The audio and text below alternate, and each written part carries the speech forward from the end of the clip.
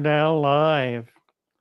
It'll be a minute or so before we come up on the YouTube channel. That lags about a minute, but it'll contain what we're saying right now. So Oh, awesome. even if It's, it lags, it's all there. And it takes hi, guys. forever. It's amazing how long it takes. I usually get up there and wait for it because if I don't, then we'll get a feedback. Because Oh, I I can't turn the volume off until it goes live, that makes sense. and it's still not there. It is. There it is. Oh, you know what's weird? What? Huh? I don't know. Whatever. I don't know. Hey guys, let's see Hey, if I can. everybody. Where are we? Erie is here. Crazy Erie's here. And who's Hey. this? Willie? Willie. Wille. It's not how you spell Willie. Deal with. We're here, right? Rogerio Lima. Bon nuit. Bon nuit. Bon nuit. That's French. Bon nuit. Uh, I was wondering Evan, how that was pronounced. old fashioned whiskey. All right. All right. All right. Look at that. She's behind already. We, Right? That's a lot of messages. I know. I know. They're just popping in. Come We on, definitely got Jenny, get tension with it. under there. You're Hey, supposed to son. be you're supposed to be passing out wrenches, Jenny. Get with it, girl. Hop to it. She was all excited about doing it, and now she's behind already. I gotta pick up I gotta pick up your trailer here. Alex Ion. Big salute to Romania. Romania. We got a bunch of people in here from Romania. Oh, that's cool. Alex Ion, Old Fashioned Whiskey, Mason Wood. Look at all these new people. Alex Ion. I There's wonder a which lot of one of these is the troll. Who do you right. really? I don't know. It's All probably right. Ari. Oh, well. I'm just playing. That's all right. We know what to do with it now. Sorry about that. Okay. We got all these. Got my, what is this? Got my birds playing on my shoulder. What kind of birds do you have, Sunfish? All I have right now is canaries, and I've got there. It's spring, so canaries breed in the spring. I've got two babies off the nest that are just starting to learn how to feed, and then another one on a nest with three eggs. So I have a I have an old hen. It doesn't lay anymore, but she will raise babies. Oh, And that's so I've got a sweet. new hen who lays eggs and doesn't feed babies. Oh no. So so I let her hatch them and then move them over. Right? I'm going to leave one with her this time and see if she can get it together to start learning how to feed. So Yep, many you'll catch fish in on to it Romania. eventually. Oh, cool, Alex. Budgies. Oh, budgies are fun. They're so cute. They really are. Sweet little bird. I Dina. love the blue Erie. ones. They're cute. Erie says Dina is a joy. Yes, she is. Thank you. Anthony. All right, somebody kick this thing off here. Birds. Let's see. I've got what else do I have? Um, I have Pepperling Creek sent me um, a bunch of salamander eggs. Oh, that's awesome. They're axolotls, which I've vaxxed out, and they're darting around in the tank. I put them in a couple of natural vats, one in a little tank, some in a little tank, and some in a vat. The vat's so big I can't see them. The little tank I can see them. They're darting around. They hatched about 2 days ago. They took some hatch. It was funny because they told me they were all laid at once, but I had one group that hatched on Monday, and then another group didn't hatch until like Thursday or Friday. It was much later in the week. And they were all kind of in cold water. So I don't know what happened. But anyway, I got all kinds of baby axolotls now, and I'm trying to raise them naturally.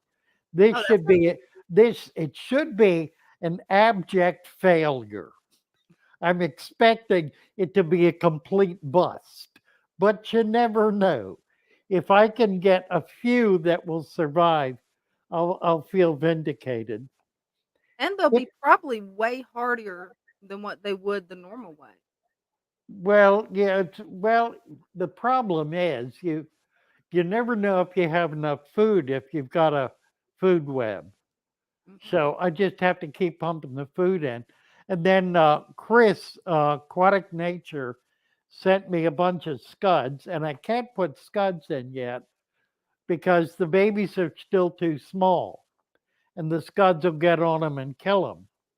Oh, So wow, I didn't know scuds were dangerous. I have to wait until the babies get maybe close to half an inch. Then I can feed them scuds, and they'll be able to eat them. So it's all a little complicated. And I don't have what I don't have is a Daphnia culture, and I also don't have a microworm culture, both of which would be a big help.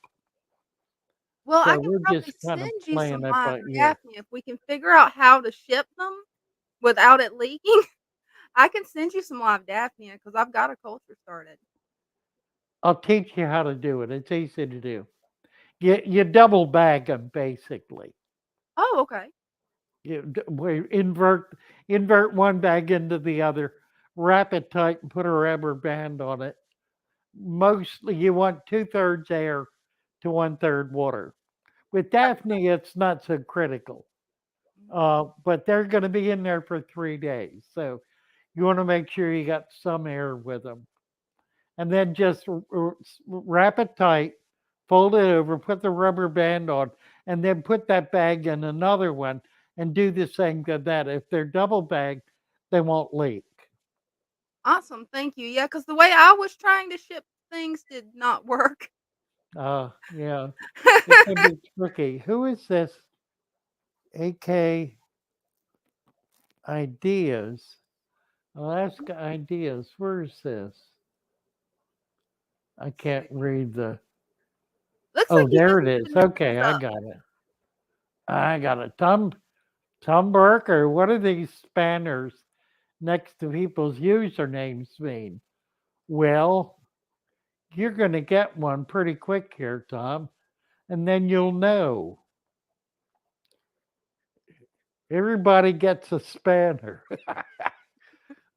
We call them wrenches because we ain't literate the way you are. And I was and wondering what that what they are is it's um it's a moderator. It designates people as moderators. There are three different levels of moderator. There's the standard moderator, there's the advanced moderator, and then there's the super duper moderator. Jenny in the background is a super duper moderator, and she's the one who's passing out the wrenches to standard moderators. Now, what does that do? What that does is it it makes you a member of the club. I mean, that's really what it does. I make everybody a moderator rather than picking one or two or three special people to be moderators. Everybody gets to be a moderator. I like that. And what I mean, it's just only fair. But what it really does is it makes everybody responsible to everybody else. Exactly.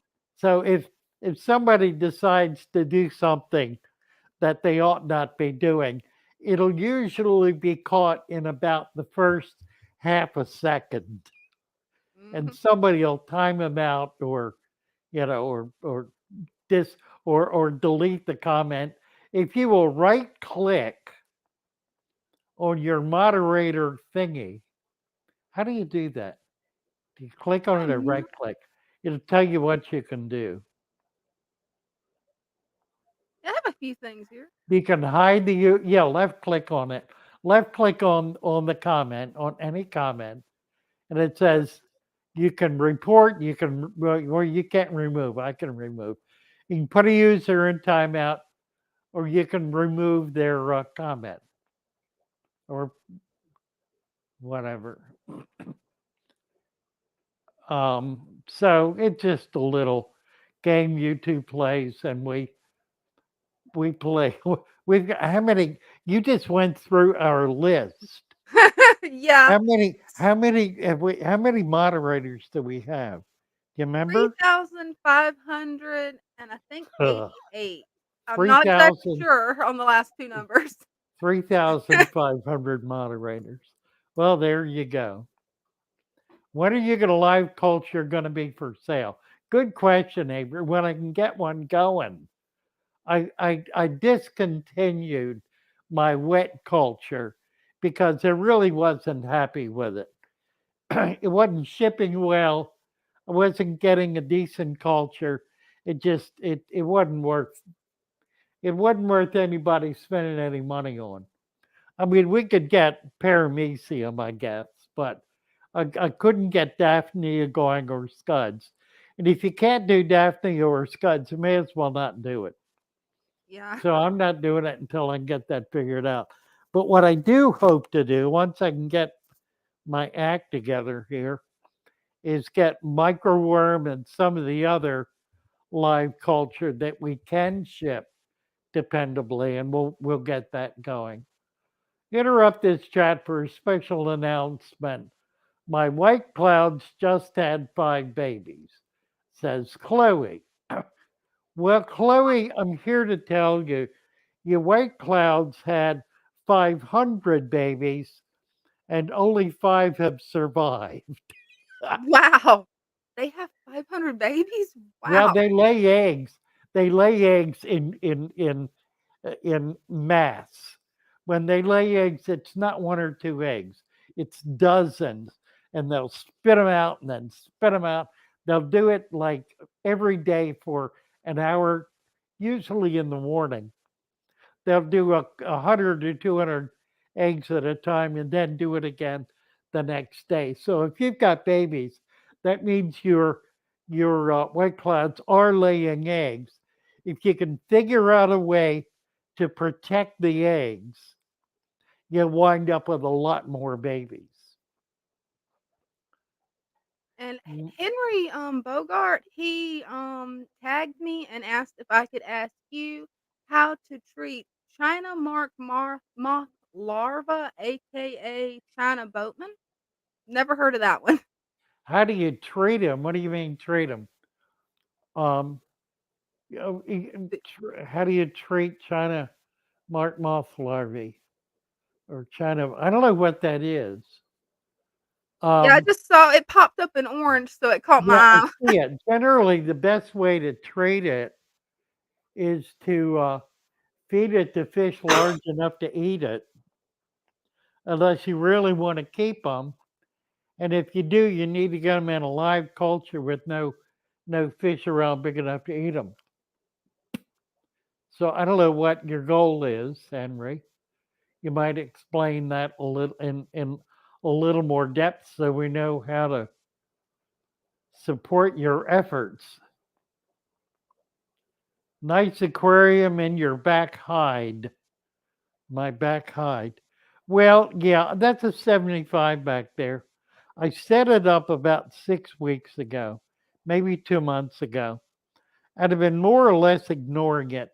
I brought a handful of mystery snails over that were laying eggs in my big tank at home, dumped them in here, and the front glass is now covered in baby mystery snail eggs, Oh, that's little tiny white dots, very tiny white dots. So once they get a little bigger, big enough to actually pull them out, I'll start selling them and including them with plants and whatnot. So there will be mystery snails at some point in this process. Cornwall, Erie and Cornwall, here's a pair. The Brits are upon us. yeah, they're two tricksters, all right. Uh, uh, Cornwall wanted to know, Dana, when he adds the algae to his lasagna. You gotta wait a while, okay? You gotta wait at least 6 months, okay? You're lucky Six it'll grow months. algae on its own. I see. 6 months. He he's picking on me because I love to grow my floating plants in, well, lasagna pans. It was the easiest, cheapest thing I could find, and I'm like, "Nah, I'll just grow them in that." Nice. Kernow Digger in Saltash. Okay, Kernow, where is Saltash? Dana, do you know where Saltash is? I have no idea. I have no Saltash. idea. Saltash what? In Saltash. How random. I couldn't Yeah. agree more. Set up a tank using father fish method. It's going good so far. It'll go good even further, Kernow. Even further. Further and further. Sunfish. Could you talk about the difference between Wallstead tanks and father fish? Once. Once I could. Like once upon a time. I got a video about that. Um, Diana Wallstead has a new version, a revision, a new publication of her book. I think it's of the fourth or fifth publication of it, fourth or fifth edition. And in this one, for the first time, she says, if you really insist upon it, you can put sand on your dirt. So she's come a long way. has has Diana Wallstead. She's I'm teasing her, but she's actually quite a brilliant scientist who has done us a great service by explaining the effect of dirt in an aquarium, and it's one that is not insignificant by any stretch. And she's discovered things that nobody knew that were just really vital information. In point of fact, we've got a book in the works on the natural aquarium that is really utterly dependent on her work in order for our unique research, and it is unique um, to be able to move forward. So that's going to be exciting as well. Um, there remain some differences, and I think probably that there are two primary ones. Um, she has she continues to use natural soil, not a supplemented soil. As a result, in about a year's time, her soil tends to deplete. So that's one difference. I add supplements to the soil, which continues its effectiveness for really for a matter of years, for long enough for the cycle, which takes years to develop, for that cycle of life to develop, and for elements to be able to return to the substrate in order to be taken up. So that's one thing. The other is really the issue of the sand cap. Um, she does not cap her soil as a way of preventing the soil from entering the water column. And I do. So that's another primary difference. I've never talked to her about this, never had a conversation with her. Would love to do so.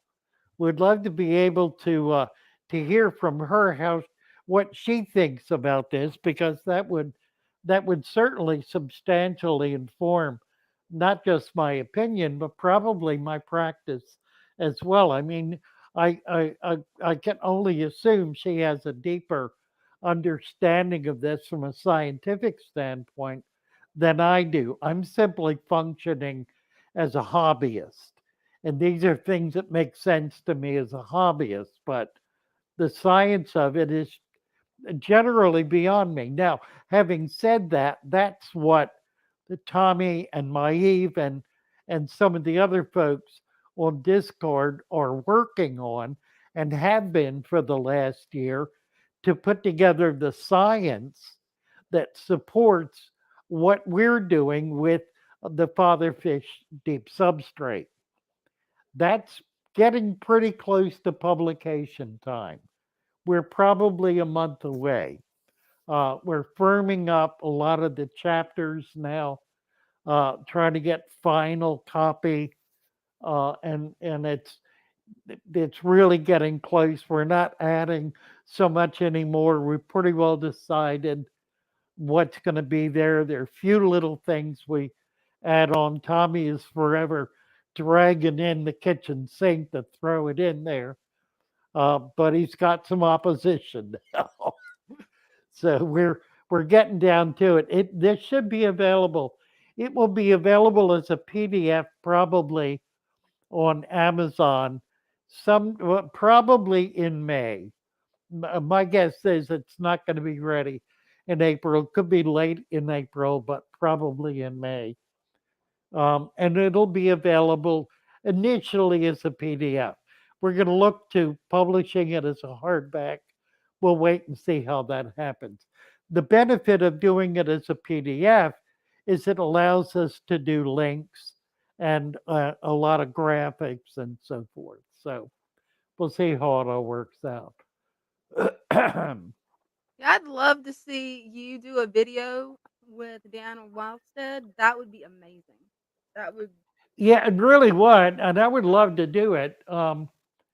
She's part of a group um, that really doesn't like me very much, and it's a very big, very powerful group on Facebook, as well as standalone um, standalone channel that is all about plants. Bill Barr is one of the key figures on it, and they really don't have any time for me.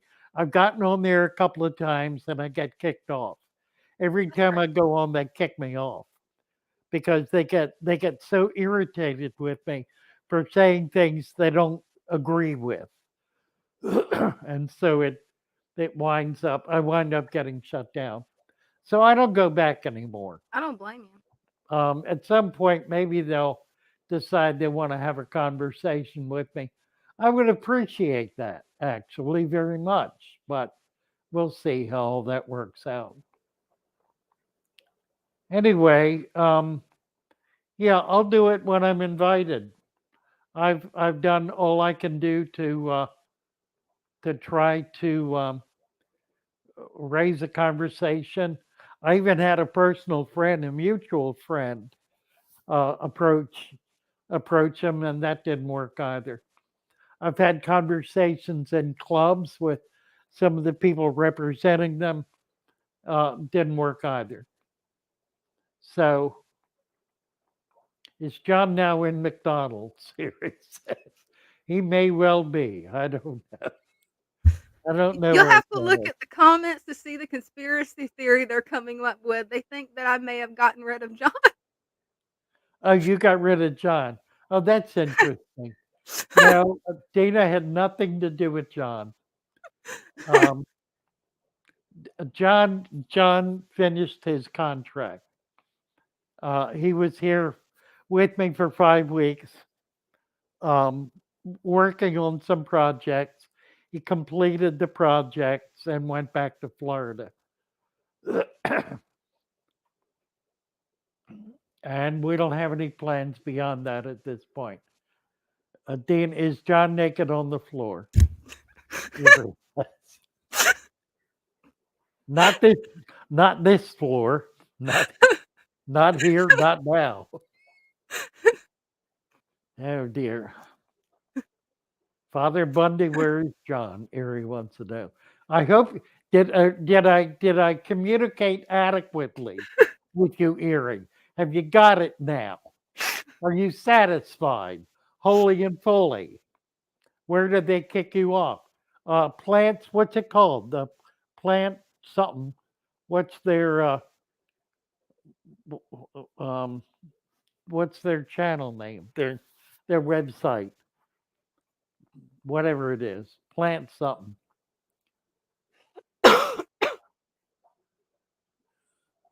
We don't need them, Stan says. Well, we do actually, and eventually we'll get there.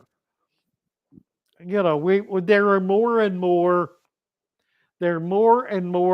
channels. People coming on to YouTube with natural aquarium systems. Some of them are knockoffs of Father Fish. Some of them are different, but it's all good. Um, there's more and more of that happening. We're reaching more and more of the hobby. You cannot go into a fish store anywhere in this country or virtually anywhere in the world without somebody talking about Father Fish in one context or another. So we're having an impact. And I think the greatest impact is the fact that anybody who tries to do this and is serious about doing it properly succeeds. They don't fail. The people who fail, and I was talking to a fellow today who failed. And he failed because he deliberately messed it up. He didn't follow the directions. He didn't do it the way you're supposed to do it, and it failed.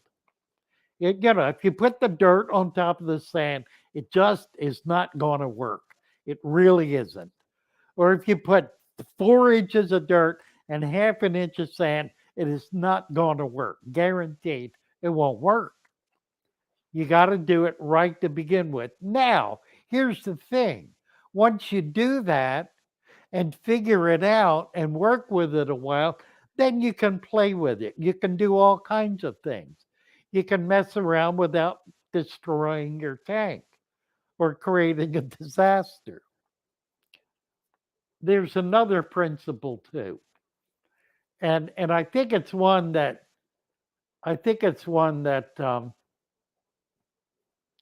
that Diana is aware of as well. And that is if something goes wrong, like the water turns green or gets cloudy, or something that's not killing the fish, leave it alone. Don't mess with it. Let it go through whatever it's going through, and it'll get itself worked out. I mean, the principle here, if you watch the recent video, it really makes the case, I think, better than I've been able to up to this point. I'm going to do better next time. But it makes the case that nature is in control of this environment. Now, all of these people who say, oh, you can't have nature in the tank. Well, I don't know where you can have it then. I mean, if the laws of nature don't apply to everything in the real world, then what does? I mean, we don't have two sets of natural law that are functioning in the universe to the best of our knowledge. At least on Earth, we don't. We have one set of natural laws, and it works whether it's in a fish tank or whether it's in the ocean. It's the same set of laws. There are variations, to be sure. There are variations everywhere, but the laws are the same. The principles are the same. And the bottom line is when something gets out of whack in nature, it corrects itself. It's a naturally correcting system. It's a balancing system that brings things into harmony. That is the nature of nature. It is not in chaos with itself, it is in harmony with itself. And if some monster comes in and starts eating everybody up, there will be a balancing. And it may be that the whole environment turns into monsters that eat each other up. We can look back at times in the past when that presumably has been the case. It's not particularly now, unless you define some of these little buggers as monsters, and that might be very appropriate because some of them really are.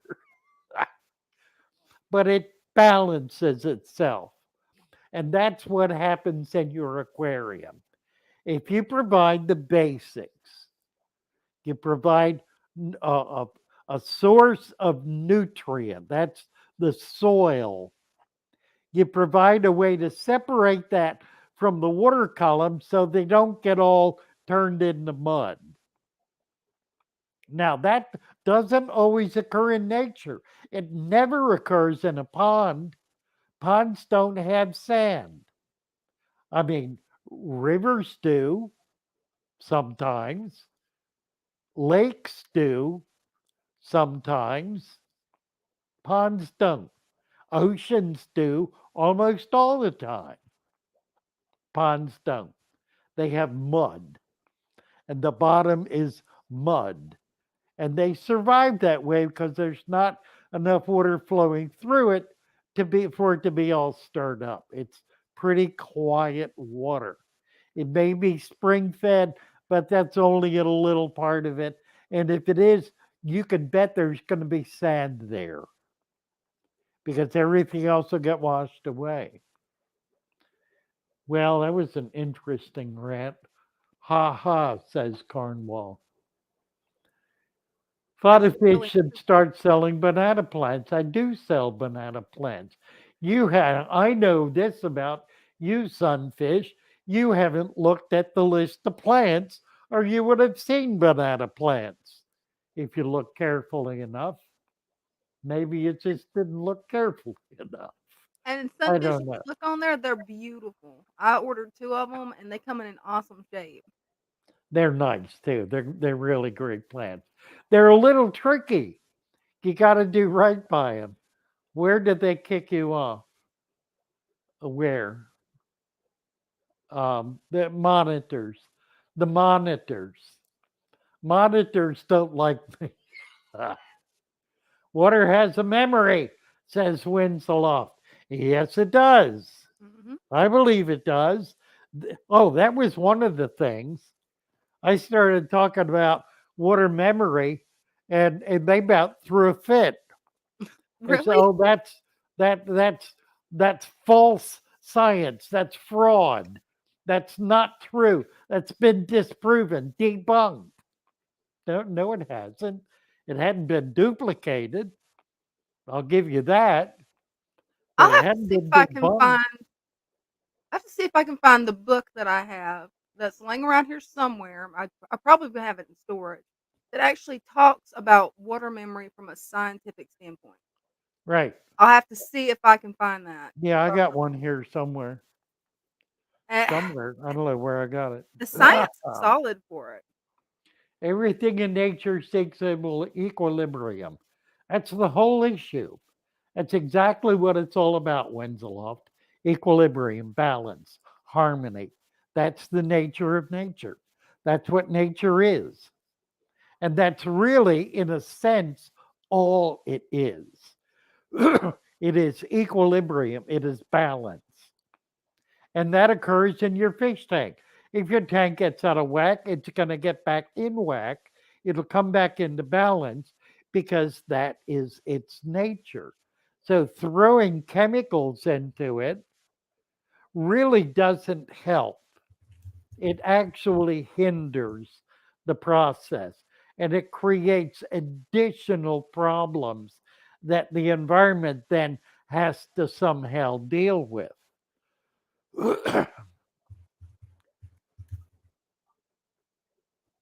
A garden's man-made nature, Slossers. Don't know what that's referring to. A Yeah, I'm garden's, not sure. what does that mean? What does he mean by that? What's the timestamp? 819, 619, 619. Slossers, Real such quick. as such as a garden's man-made nature. Not sure on that one. I mean, that's what gardens are. Yeah, I guess. Harmonic balance. Learned in school, the opposite of nature is man-made, and a tank is made by man, but has nature in it. Correct? Well, in a sense, yes, Slothers.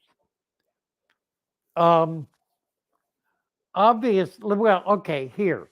You can have a boat that gets loose on the ocean, floats to an island, begins capturing all kinds of stuff, and a tree grows in it. Now, is that boat and the tree growing in it natural or unnatural? It's a boat, it's a man made thing. Think of it this way: what man makes is not unique from nature, but is a function of nature. We are, after all, natural beings. There is nothing that we are capable of doing that is unnatural. Now, we can apply moral standards to our behavior and refer to certain things in that sense as unnatural, but from a global standpoint, anything that we are capable of doing, it's a function of our existence as a creature of nature. We are as natural as any other animal is natural. We may well be made in the image of God, and I certainly believe we are, but we're not made of something that is unique from the natural world. We're made, after all, from the dust of the earth. We are of the dirt, of the soil. We are creatures of nature. As such, there's nothing that we make that is not natural.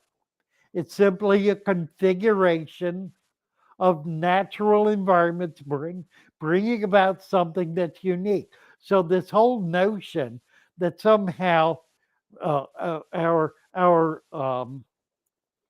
I want to say teleology, that's not the word I want. Our technology, our technology is perfectly natural. It is a function of the nature system. Can you see that? Is that cool or Actually, what? that Look at is that. really cool. It's, I never thought of it that way, but that makes sense. That's pretty cool. this is what nature is doing. What nature is doing is making airplanes, making automobiles, making glasses, making all the stuff we make. That's nature doing that. That's not human beings acting in violence against nature. I mean, That's an that's the interesting way way to I look look at it. at it. I like that. There are plenty of other people who don't look at it that way, but that's certainly I've the way never I heard look that at it. viewpoint before. That is interesting. That And is that's really what that's what the aquarium is. The aquarium is a natural construct. If you provide what's going to make it flourish, it'll flourish. It has to, because that's its nature. You just need to give it what it needs to make it possible for that to happen. Just put it in there and stand back. Watch it happen.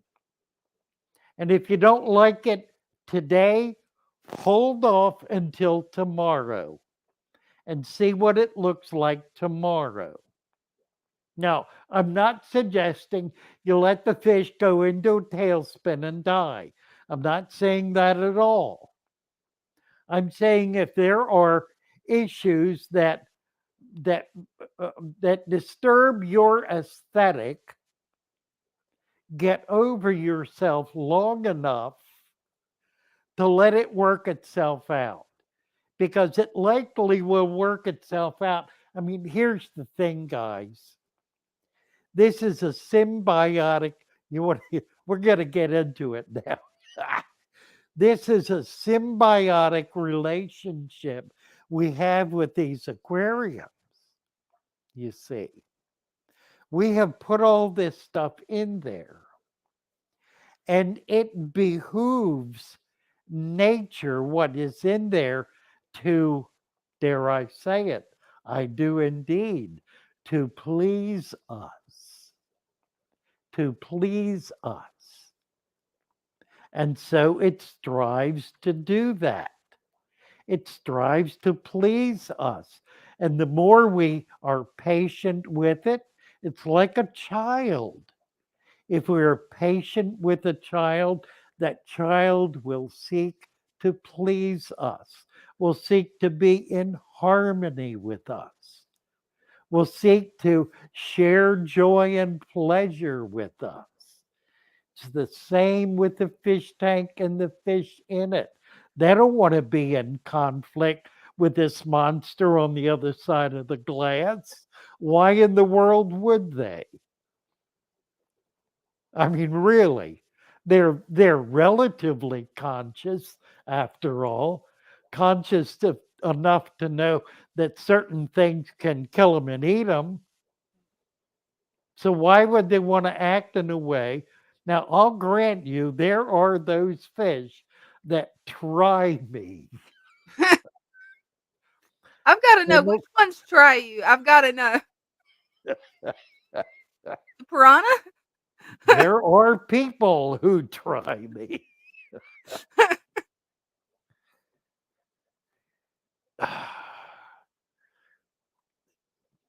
Getting deeper out here.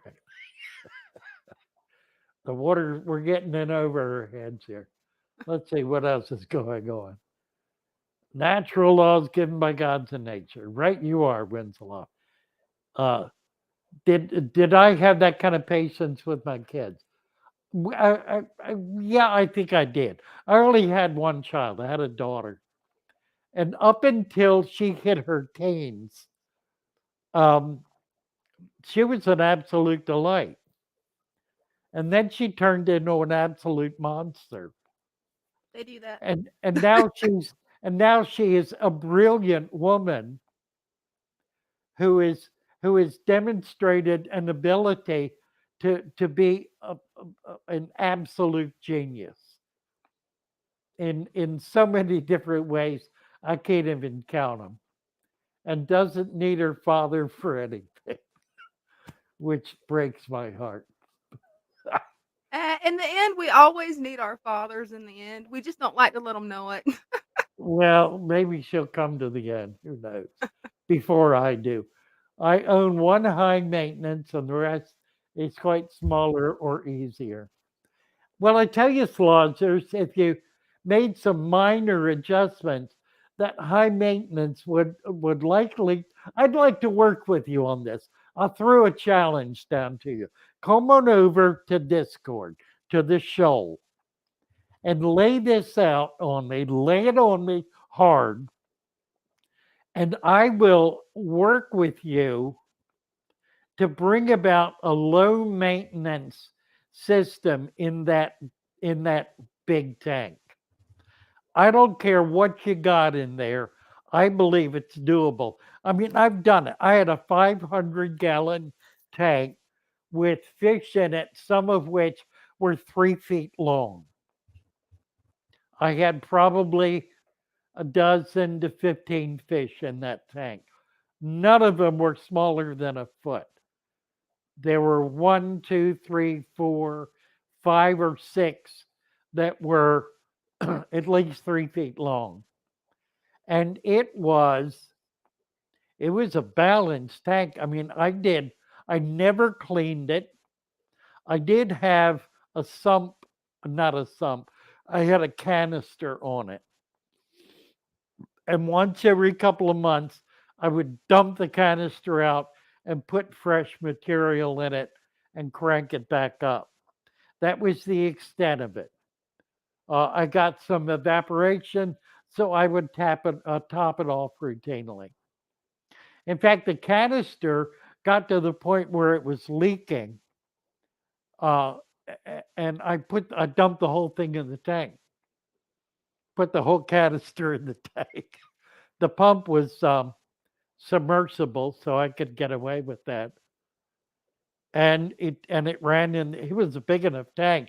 You could kind of. It was a canister like that. It was a big one, but it was a big. It was a 10-foot tank, so you could kind of hide it behind some driftwood and whatnot. And I never had a problem with leaking after that. At least not on the floor. It leaked into the tank, but so what? But I would pull it out once every month or two and dump it out because it would clog up. It would get so much in it. And I did that primarily to keep water flowing so I wouldn't have any dead spots.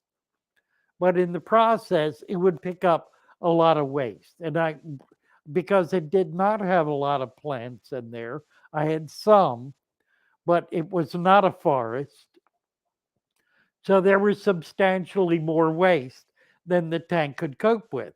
So I did a certain amount of maintenance, and that was the extent of it. It took me about 5 minutes, open it up, dump it out, throw some new stuff in, close it up, and toss it back in the tank. 5, 10 minutes, once every 2 months, roughly. So it wasn't a big deal. Anyway, I'll throw the challenge down to you. Come on, let's see. I'm fascinated to see what you got, to see if we can do something to make this a lower maintenance operation. Here's the problem: high maintenance means high risk. The more you get in there and are messing around with things, the more likelihood there is for failure. So it becomes really important to try to create a low maintenance system that will be able to maintain stability over the long haul. Clearly, in some tanks, that ain't a permanent condition. And I just described one that wasn't. And there can be others. In the type of tank that I'm building now, these kinds of heavily planted tanks without huge numbers of fish in them, they're pretty stable, pretty permanent. I mean, I really do have one that's 23 years old. It's never been broken down. It's had a lot of plants pulled out, a lot of plants stuck in, a lot of change in fish populations over the years, but it's the same tank. So Christian is saying I've been keeping fish wrong for 30 years. Thank you for teaching me to build a system that thrives. I think that's really the key. It's the whole issue of thriving. And what does that really mean? That means everything in there is healthy. Everything is kind of living its maximum life. You don't have fish getting sick all the time.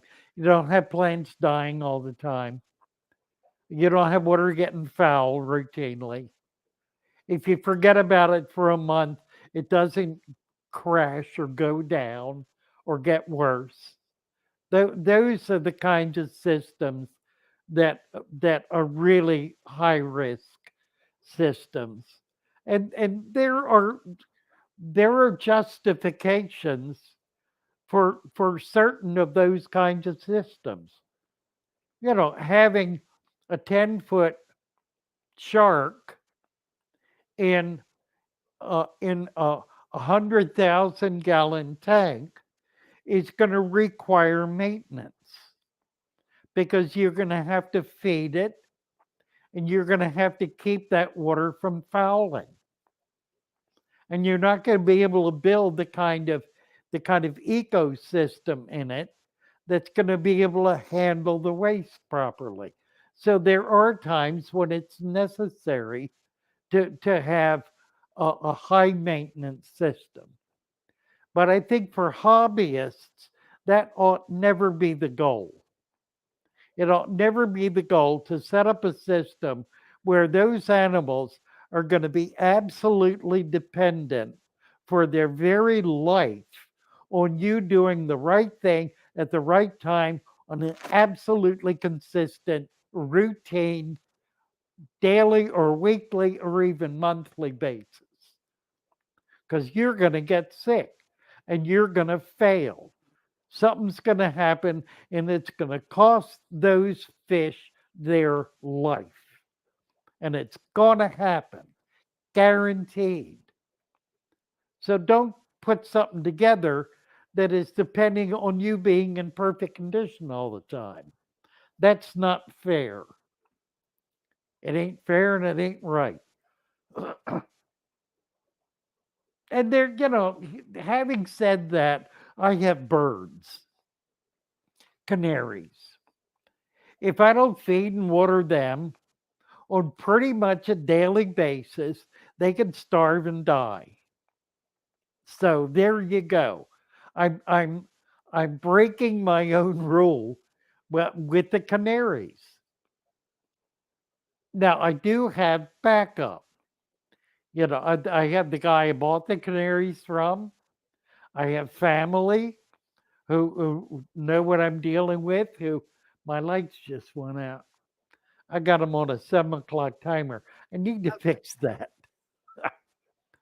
Um, so having backup helps, and that's a real problem with fish.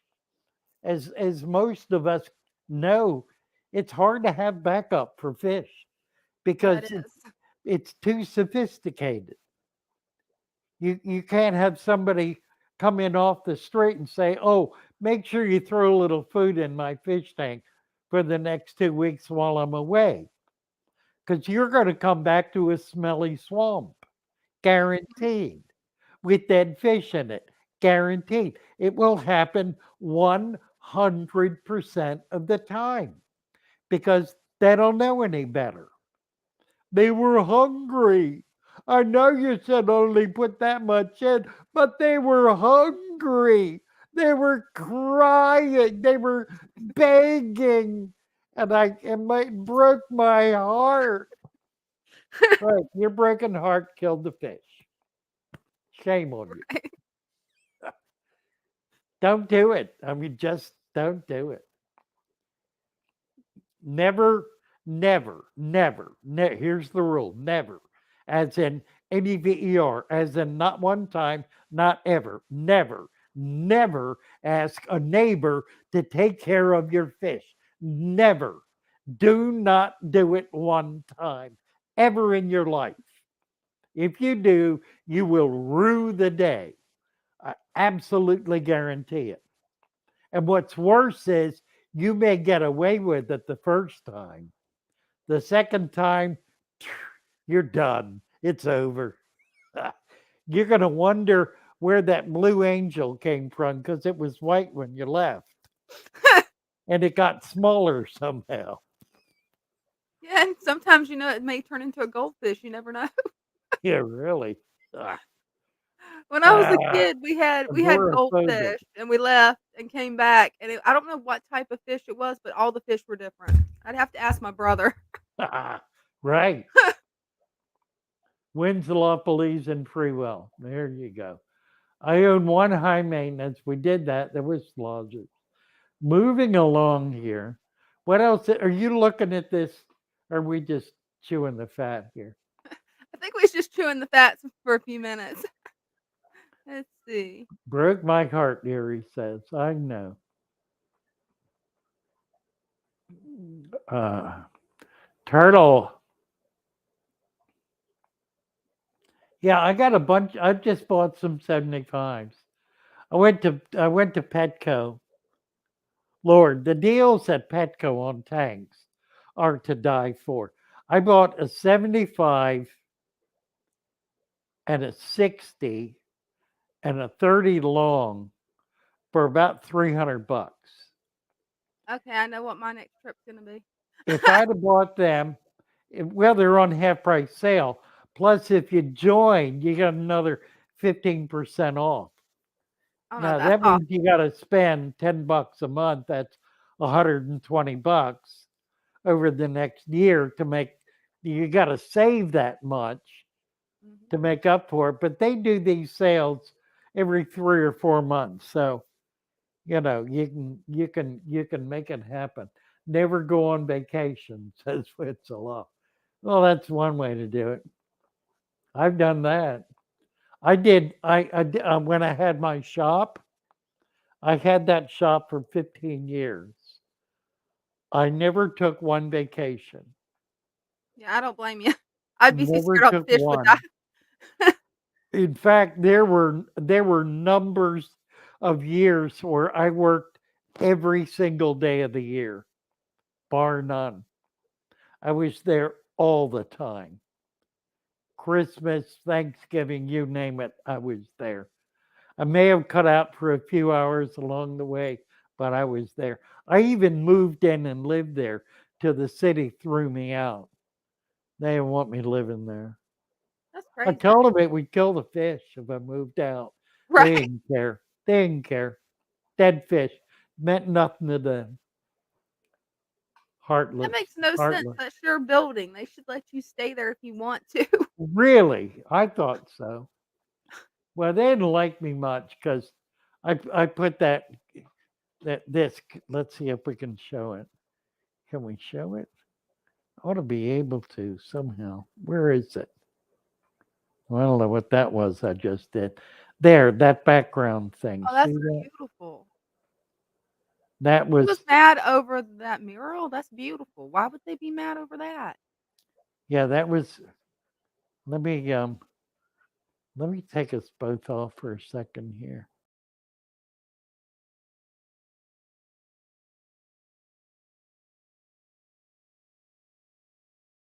Is it like a decal?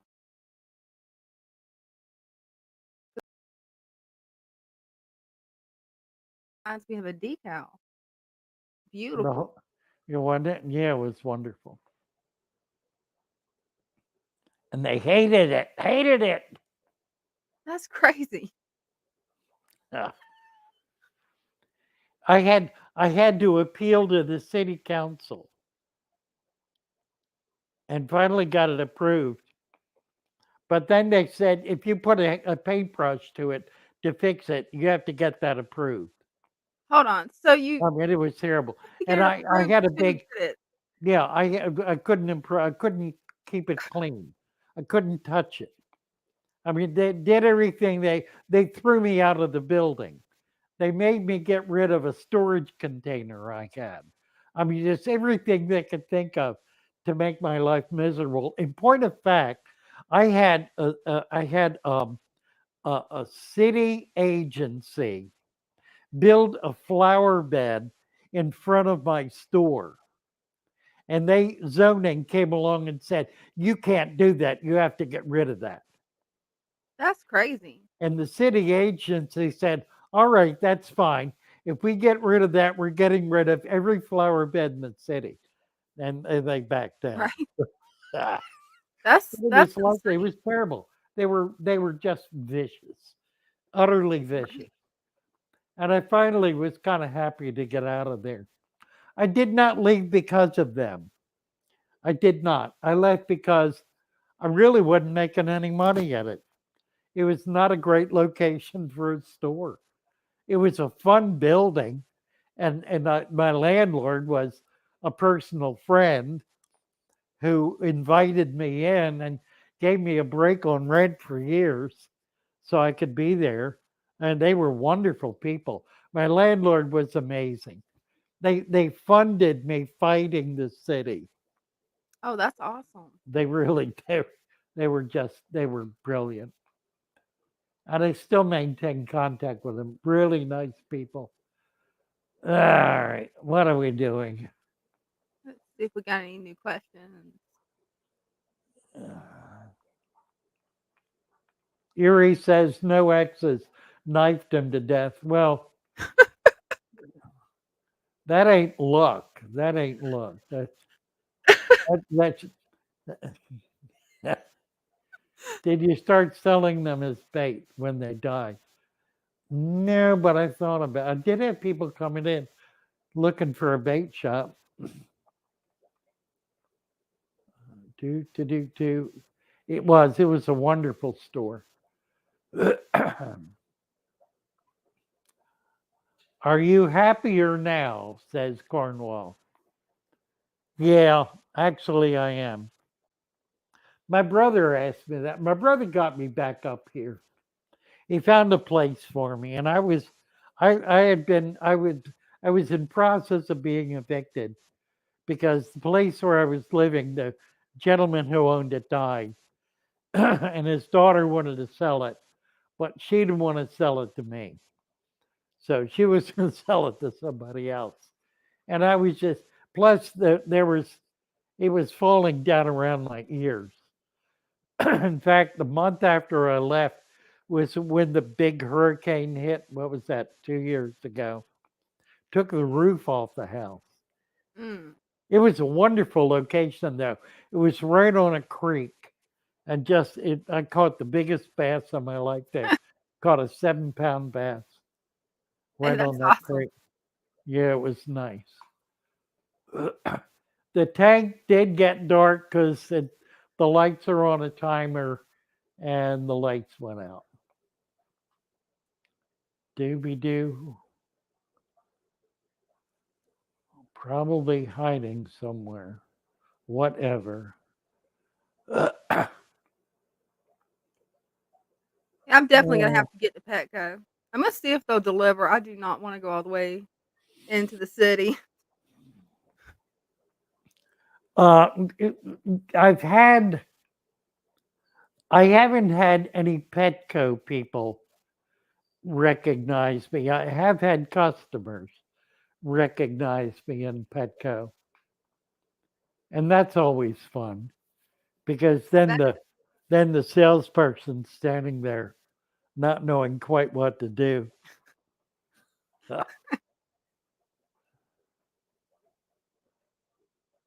What else?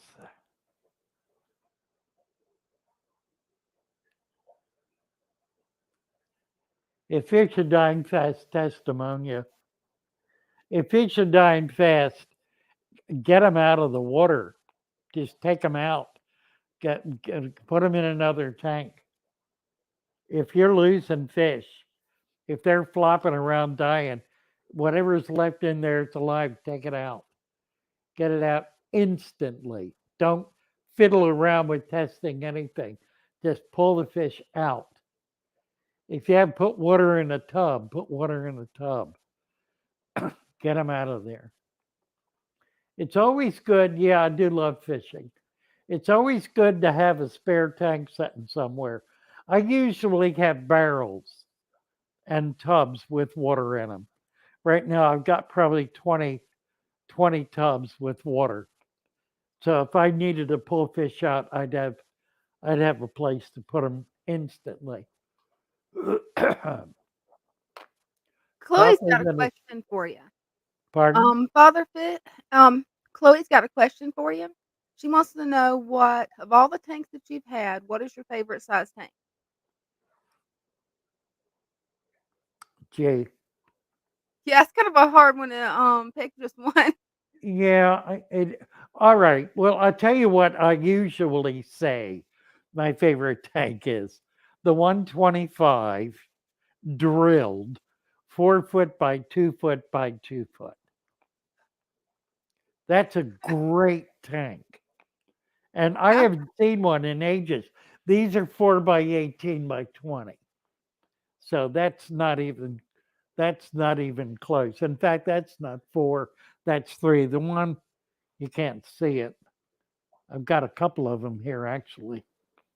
That one on the bottom is okay. 4 by 20 by 18. It's a nice sized tank. The reason I like it is because it makes a really fantastic saltwater tank where you can have, because in a saltwater tank, you need a lot of structure. And if you can build that structure so that it has depth to it, it just looks so much nicer and you can do so much more with it. That's the main reason I like it. Is that that's funny. Let me look at the picture up here. Oh, it's okay.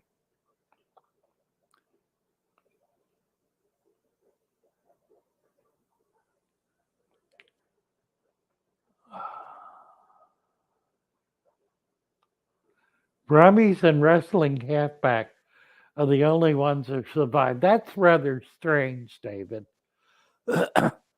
Wrestling halfback is a delicate fish, and rummies are usually the first to go if there's a problem. So that's rather curious. What's that referring to? Not 100% sure. Let's be further back up. Let's see. Slows are saying I've been very lucky with fish in the last 2 years. Fish body count: one congro, two congos. Congos are such pretty fish. Really, that's one of my favorite fish. I think I don't have any actually. I need to get some. I was looking at them recently. I didn't see any I wanted, but I need to get congos. It is peculiar, isn't it?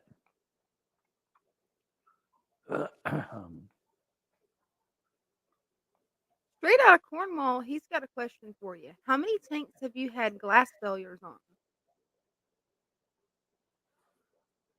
um, the worst one was a tank I made from a refrigerator liner.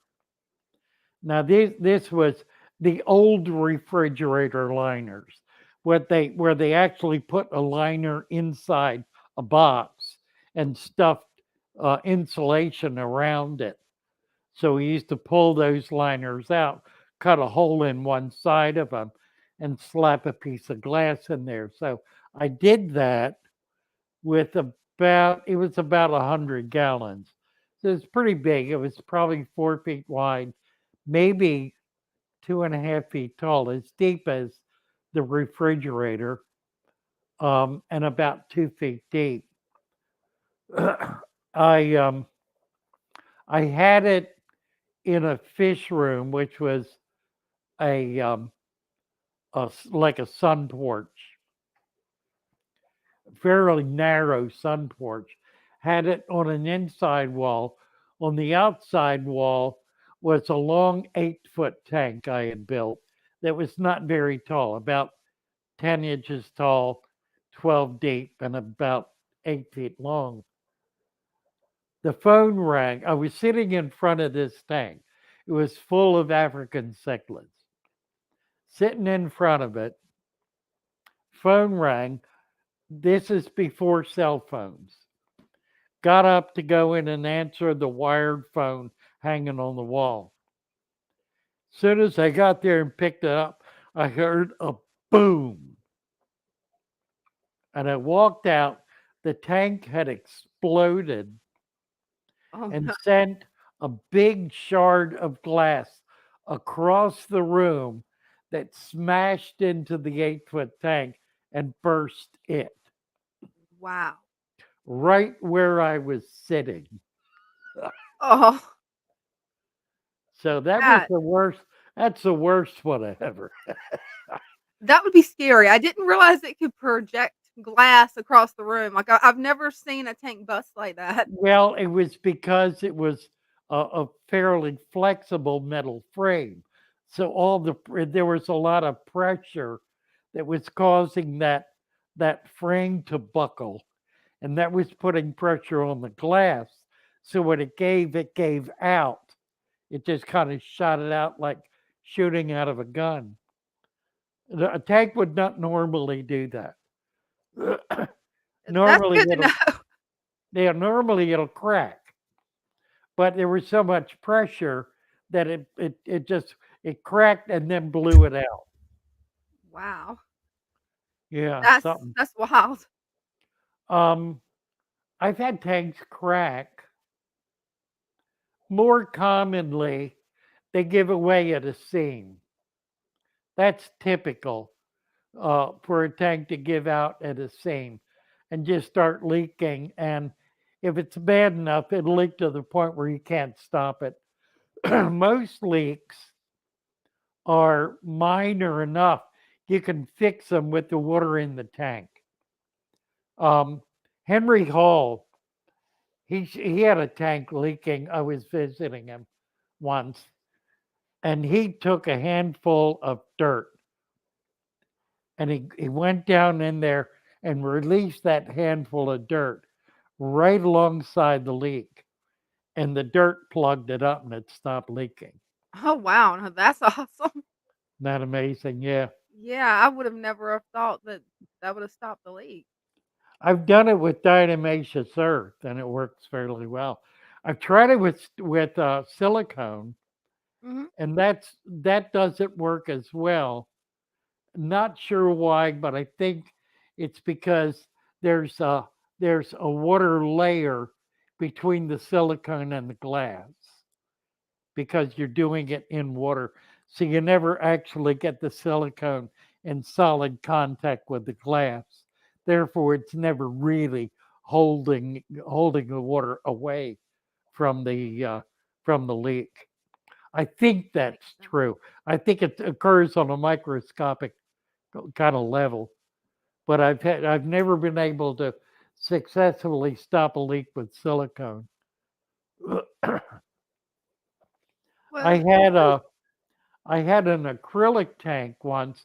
It was one of these big system tanks, like 8 feet long, and it was sitting on a rack, not properly. It was not sitting flush, so a corner of the tank was off the rack by maybe half an inch, maybe not quite that much, but close to half an inch, kind of hanging over the lip. Now with silicone, I mean with acrylic is flexible material. So over time, the pressure caused the acrylic to bend enough to break the seam and oh, cause a no. leak. That won't happen with glass typically, but with acrylic it will. Acrylic needs to be in an absolutely level, absolutely supported kind of stand where every edge is supported.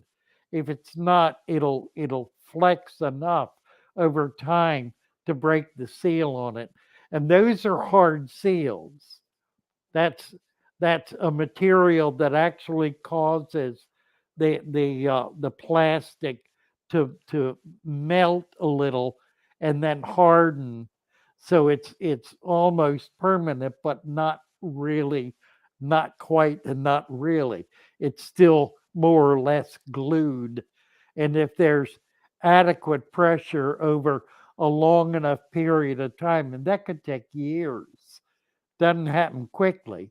It'll give and begin leaking, and it'll be very difficult to stop that leak because it'll just keep giving. Yeah, I dread whenever any of my fish tanks start leaking because I've never actually had to deal with a leak yet. I've had a lot of them leak. Typically, they leak because there's something that's not balanced properly. They're not sitting really flush, and so there's a torquing going on in the frame. And with the big tank, it's a more serious problem than a shallow tank. A shallow tank is never going to leak. Like that 30-gallon long I've got, that will never leak. If it starts, the dirt in it'll stop it. It just will never leak because there's not enough pressure to force a leak. But if it were 24 inches tall, it very much could force a leak. That makes sense. It's got more pressure. Aries got a question for you, Father Fish. Sure. Okay, he wants to know if I could ask you what are the rules, so to speak, of going filterless, please? I think he's wanting to have no filters in his tank, just straight water. Yeah, you can do it. What I recommend is that you limit the number of fish because you don't want to reach the point where the fish are using up more than half of the available oxygen. There's a natural flow to the oxygen. It occurs from the plants as well as at the surface. And there's a natural kind of thermocline that occurs in the water in which CO2 is rising very slowly if there's no current at all, and oxygen is flowing into the tank very slowly. The action of the fish alone is enough to create enough current to cause that movement. What you don't want, though, is to have so many fish in there that they're actually putting pressure on the available oxygen, because that could bring you to a point where they begin gasping, and that's the point where you can add fish until you begin to see the fish gasping for air. A fish will never gasp for air unless there's a problem with the O2 source. If it does, there's a problem, and you need to add air to it or pull some fish out of it or something to relieve that pressure. What it means is the fish are using up more of the O2 in the water than is safe for them, and they have to work harder to get more O2 into their system. If they have to work harder at it, then you've got too many fish. So pull some out, back off from it, and so long as they're functioning normally, you're fine. It won't be a problem. But that's the critical issue. Beyond that, adequate plants will prevent a bacterial explosion that um, that will cause a depletion in O2. That's the other thing that can happen. Of course, you have to be careful with feeding because you can put so much food in there that you're building up, even if it's not just rotting, but simply building up a food web. You can have a food web build up to be so strong that it's depleting the O2 in the water. I I tend to I tend to want to keep a little bit of bubbling in the tank just because it's safer to do it. I use sponge filters. They're unobtrusive. Um, I have a little bubbler going. It's not at all intrusive. You don't really notice it. Now, in a bowl with a betta, it's not an issue because the betta is breathing air from the surface. It's not taking oxygen out of the water column. The same with any of the gouramis. Gouramis are all air breathers. They have a labyrinth. They don't have gills. They do, but they don't use them much. They take air out of the water, out of the air. They go to the surface, release a bubble of air, take another bubble in, and they're good to go for the 15 minutes or so. So it depends too then on the kinds of fish you have. Spotted fish made 100,000 last month. Actually, I did not. Um, Although I think the time will come. I hit over 50 last month in total sales. It was really remarkable, That's just awesome. stunning, just absolutely stunning. I will say, as a matter of clarity and honesty in selling, that it cost me more than $10,000 a week to do that. So I've got a big bite on that money. I wind up I wind up the end of the month. Looks like I'm gonna wind up the end of this month with a little better than 5,000 net on a $60,000 income, which I guess isn't bad. That's 8%. That's almost 10%. So it's not awful. Um, but it's an expensive proposition. The joy for me is I can do it. I'm doing it and it's working. Now, the reality is, if sales go down, I can reduce that overhead to compensate for it. It'll mean my girls will be earning less, but they're basically okay with that. They're housewives who are thrilled to have the extra money, and I'm paying them really well for their 20 hours or so labor a week. So, yeah, it's getting, who's it? Oh, Cornwall. About 100,000 last month selling signed father fish photos on eBay. Boy, I'm in the wrong business. Wow. Who'd you get to sign them, Cornwall? Funny. And Winslow said some of that money is his since I purchased from you. Yeah, you betcha. You betcha. But the other thing is I I spend probably, it looks like about 3 to 4% replacing failed product.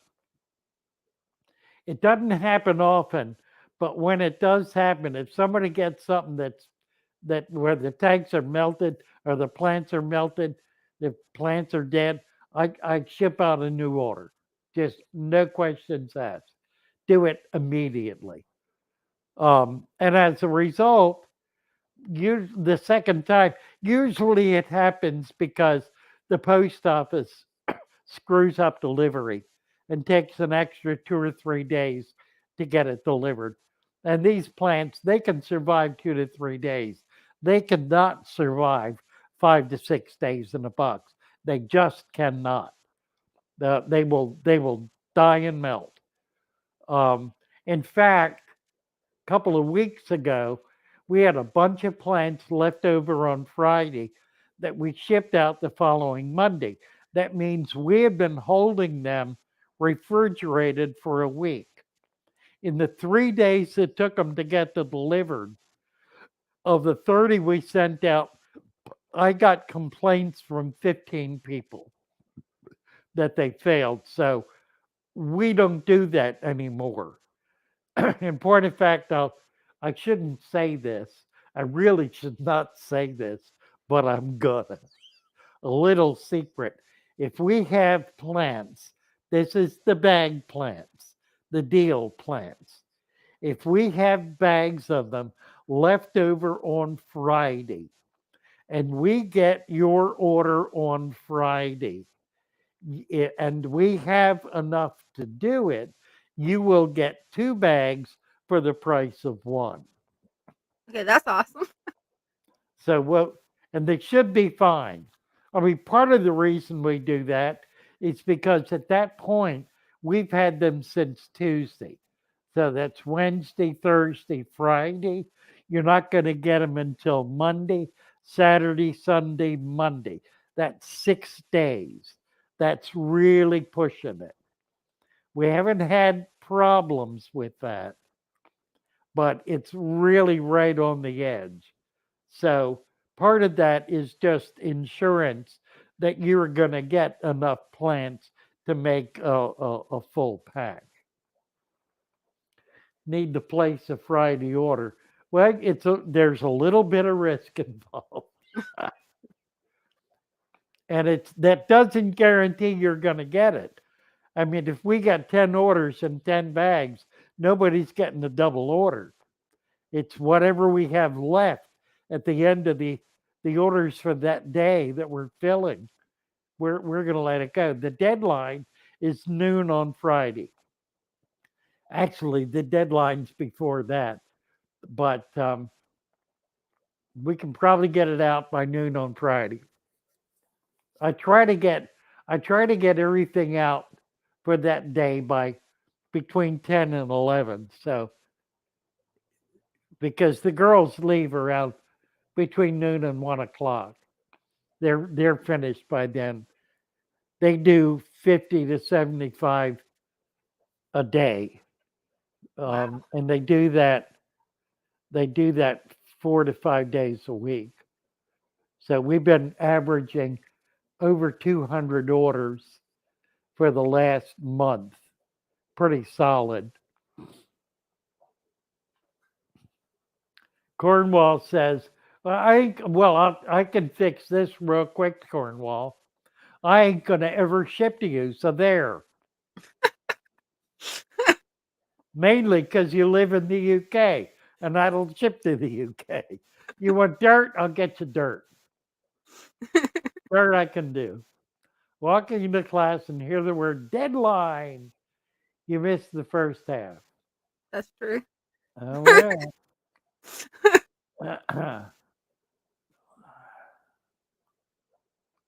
Huh. A voice coupon. What do you take? What's your take? What is this? What's your take on doing a 3 gallon bowl, doing it Father Fish way, no heater, no filter, using a couple of nano fish, neocarnitina shrimp, and some cells? Absolutely perfect. It's the easiest thing in the world to do. Do not do an inch of dirt. Do half an inch or even less. And then no more than an inch of sand.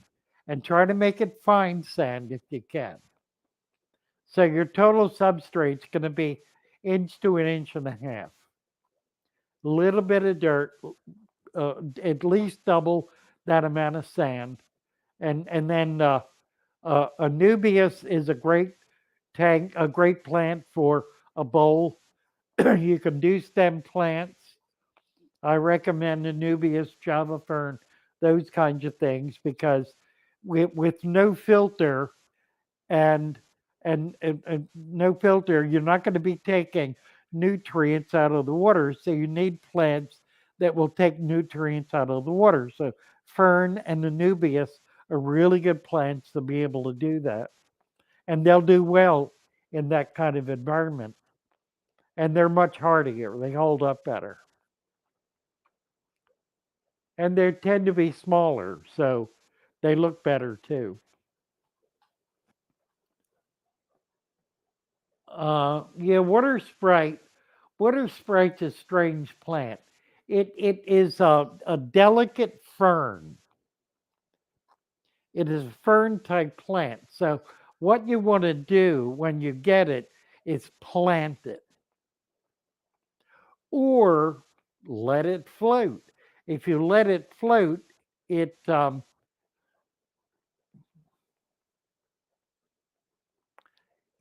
This is really strange. I like to plant it because it guarantees the stability of the root. The root will develop even if the plant melts, and you'll get new growth coming out. The same thing is true with cryptocorenes. A lot of crypts will come in melted. The leaves are delicate. The roots are not. The roots are very strong. If you get a crypt, any kind of crypt that has melted leaves, plant the root. So long as that root is white and firm, it's good and healthy. Plant it, it will develop and it'll start sending out shoots. It may take a while. I had some once that took 6 months, but I wound up with lush growth from them. With a fern, a Java fern, if you float it, there's a better than even chance it will flourish as a floating plant. If you plant it, the leaves may well melt, but that root is going to be stable and strong, and it will send out growth, and it'll be much stronger growth than you're going to get by floating it. So you can do either, but don't give up on it. It's a really very hardy plant once it becomes established, and it will become established. Don't give up because it melts. It's not going to die that way. In point of fact, it's like a Java fern. A dead leaf from a Java fern will grow new plants around the edge. Just leave them in there and let it go, and you'll be amazed at the growth that occurs on those dead leaves. That's really cool. I didn't realize they would grow like that. Yeah, yeah. The resurrection of plants. Amen to that. Got my flame sword flowering and growing babies. Oh, how cool. Oh, that is cool. Really cool. Very nice. Nice sword, too. That's one of the swords I sell is the flame. Why does it melt? Good question. It melts because it has adapted to a certain water condition that no longer exists. That's the nature of leaves. If a plant, for example, is grown immersed, grown out of the water, when you plant it in the water, that leaf is going to die because doesn't it isn't capable of taking oxygen out of the water column. It's been taking it out of the air, but the root will thrive. The root will continue to grow and will send out new leaves that are going to keep that plant alive. The plant is in fact a root system. That's what these plants are. Or in the case of a fern, it's a tuber. That's the plant. The leaves are simply extensions of the plant that are used as short-term temporary sources of nutrient. Leaves don't ever last a long time. Leaves die. They have a short lifespan. They get used up, they burn out, the plant pulls the nutrients out of them and they die and it sends up new leaves.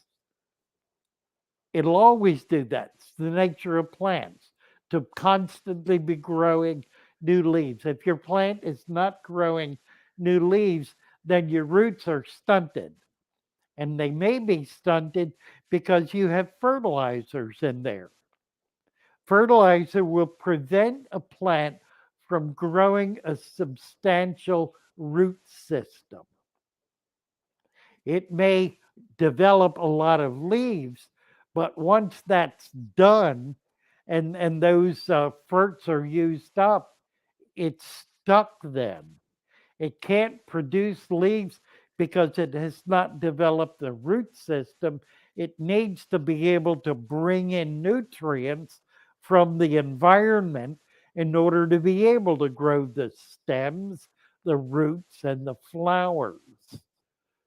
So you absolutely do not want to fertilize plants if you can have anything like a natural substrate, a soil based substrate, or a nutrient rich substrate, not fertilizers. Fertilizers provide only very specific nutrients that do specific things, like growing leaves or growing stems, not growing roots. It takes a different nutrient for the plant to grow the root. The plant sends out hormones to the bacteria that cause the bacteria to trigger certain bacteria to trigger growth. And in the process, they produce the specific nutrient the plant needs for that stage of its development. As it then grows that root system, it will send out new hormones because it wants to grow stems. Those new hormones will trigger a different bacteria that will create a unique nutrient that the plant needs to grow stems, and so forth with leaves and with flowers. So it's a complex system. A plant is not a simple thing, it's a very complex thing. And it needs a natural environment in order to for it to be able to do all of the things it needs to do. Do not short circuit that process by putting in a nutrient that's going to overwhelm the system with something it doesn't need.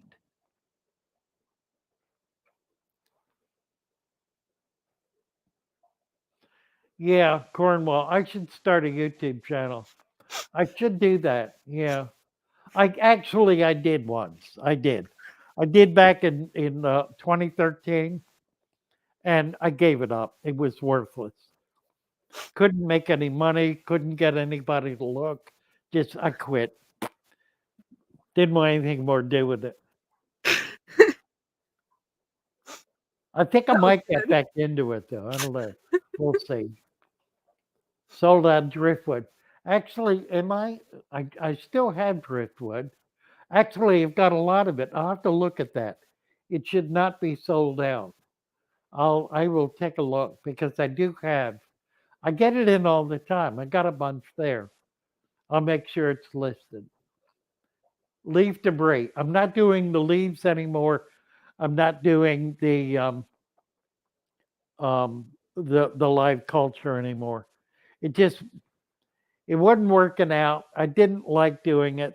The leaves were probably okay. The live culture just never worked well.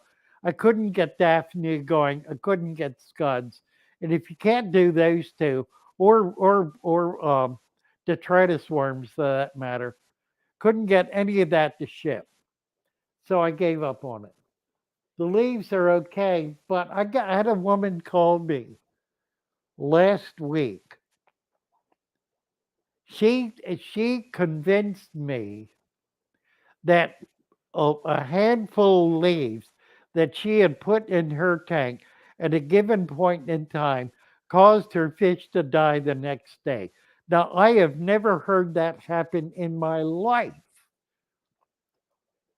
but I talked to her at length and I could not come up with another option.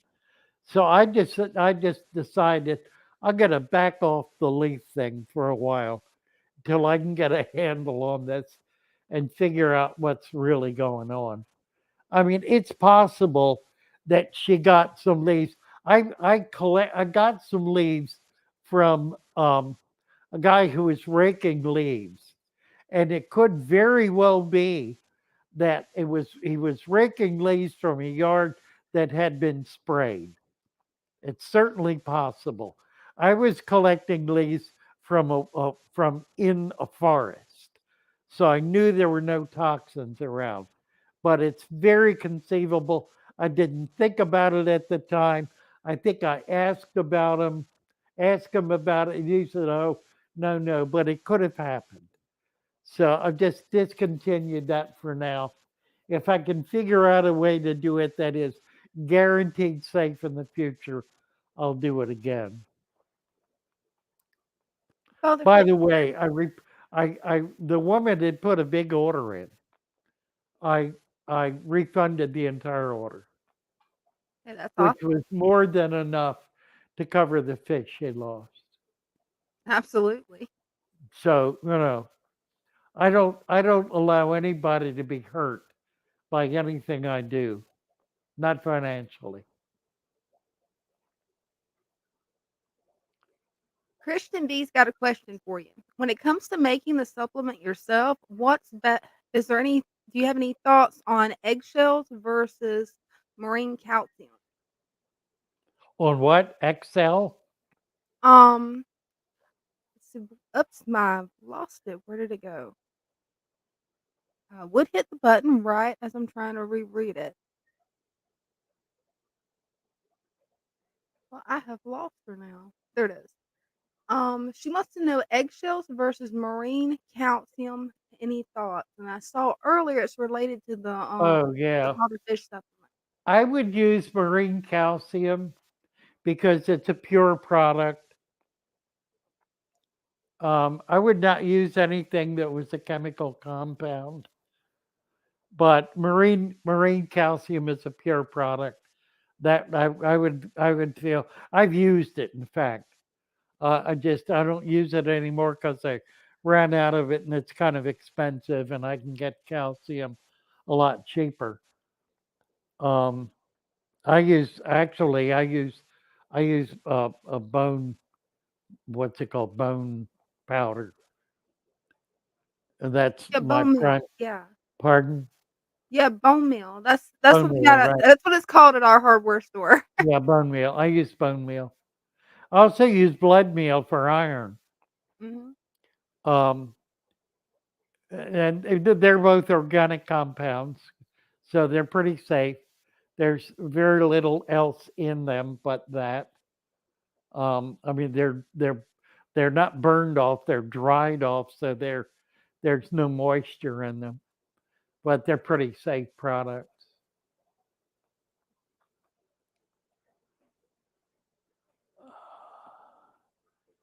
Huh? Peace Love Puppies talking about driftwood. Let me look at that. I'm a little surprised.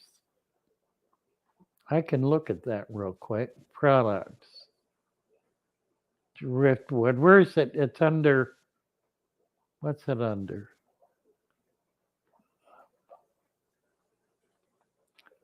How's it listed? Somebody say something.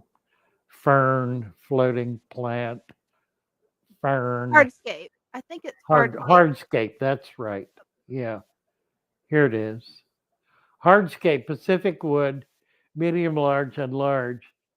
Yeah, it's showing nothing there. All right, let's get in there. I know I got them both because I just ordered them. And you're right, I didn't go back in and reload it. So let me do that. Dooby doo. Track quantity. It's not tracked. It's there.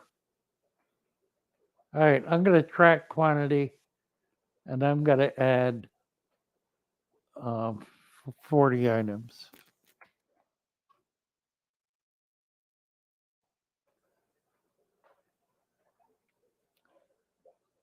And then go back. That was the 8 to 12. C, D, E, F, G. Hardscape 8 to 12. 4 to 6. Inventory not tracked. It should be showing up. I don't understand why it's not. We'll track inventory and I'll I'll put 40 of those in. I know I had that much in stock. Save and save. Okay, it should be there now. Those two items. I do have some other hardscape that I just got, some manzanita wood that I could put up. This Pacific wood's pretty nice. And I think I've got some other stuff. I'll go through that in the morning and make sure that I've got them. Let me look at the product list now, make sure we're there. Hardscape, active, in stock. So it should be there. I've got two items listed, the 8 to 12 inch and 4 to 6. Now, I do have some extra large that are not listed, and I'll put them up. They're really big pieces. The main reason I don't have them up is because I don't have any clue how to ship them. So we haven't listed them because I can't ship them. I have to put them in a big bag or something. How we doing time wise? It's at 7:30. Mm, Got half an hour. I need to take a 1 minute break here. You want to okay. carry on there, Dina? I got you covered. You got it. I'll be Yep. back in a minute. Oh, remember to turn off your mic. Yeah, I hear you. All right, plop plop fizz fizz. Okay, let's see here. Um, hmm. I'm looking to see if there's any questions, you guys. Let's see. Actually, Jeff's Tank, you got a really good question for Father Fish. What, in your opinion? What is your opinion on using hydrogen peroxide for controlling algae? That It's one, dangerous. It's dangerous. That's what oh, my he can opinion hear is. me. I didn't know It's he could hear me. dangerous. I had no idea. Yeah, I've never tried that. I mean, It's I've all it heard is about it, but oxygen. You're just putting oxygen in the water, well, that's cool to know. but you're putting it in at a high enough level that it can cause oxidation. That makes sense.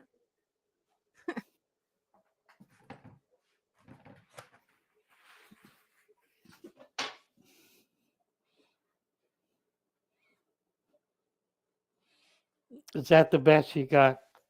Yeah, I'm trying to come up with something because I'm looking in the comments and, um, yeah, you guys, Eric Cornwall, you guys need to be good. Let's see. And Christian B said, "My fish are running out of room. How many plants are too many? Or is it even possible to have too many?" I don't think you can have too many plants, but then again, my name's PsychoPlantLady, so maybe you can. But I love plants. And What? no, Cornwall, I'm not sharing lasagna Oh, recipes. I didn't realize all the lights went out. Oh Huh. no. Did it throw a breaker? No, it's I had I've got these floodlights on the timer.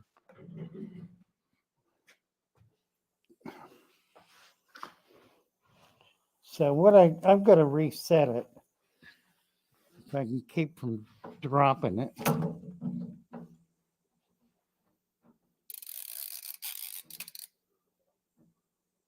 So, you guys, you got any other questions? It doesn't involve duckweed lasagna.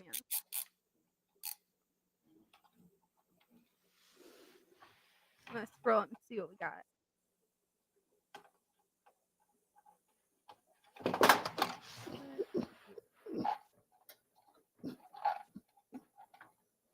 Mm. Oh,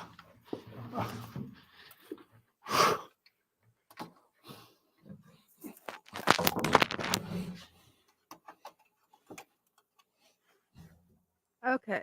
Finally, you guys are talking again. Let's see. See Oh if the God. plant won't stay in the substrate. Yeah, I've had problems with certain plants staying in the substrate too. What I like to do is usually you just take lava rocks that's well rinsed and either glue them to the lava rock or set the lava rock, 2 of them, 1 on each side, and it'll hold them down. Oy vey. Somebody you guys really love lasagna. They doing lasagna again on you. Yeah. All right. What happened here?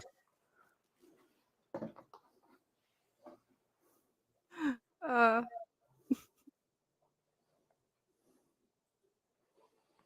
Hey, are there any plants that you would recommend not trimming? Chloe was curious. I don't trim plants ever. Yeah, I haven't trimmed any yet, unless the only thing reason I can ABC. think of to Hello, do it is by ABC. cutting. Um, yeah, the reason I don't trim is because I'm looking for climax growth. With most plants, not all, like there are exceptions, like guppy grass is an exception. But with most plants, they'll kind of max out. They'll reach a point where, with all the other plants, where they're living more or less in harmony. Um, Diana Wallstead talked about it in a different context. She talked about it in the context of plants um, threatening each other or being in conflict with each other. And I think that's part of the process of achieving a climax environment in which everything has gotten about as big as it can, given everything else. So there's that harmony again occurring between them, and I look to achieve that in my aquariums, and pretty much it does. I mean, I reach the point where I get substantially less growth.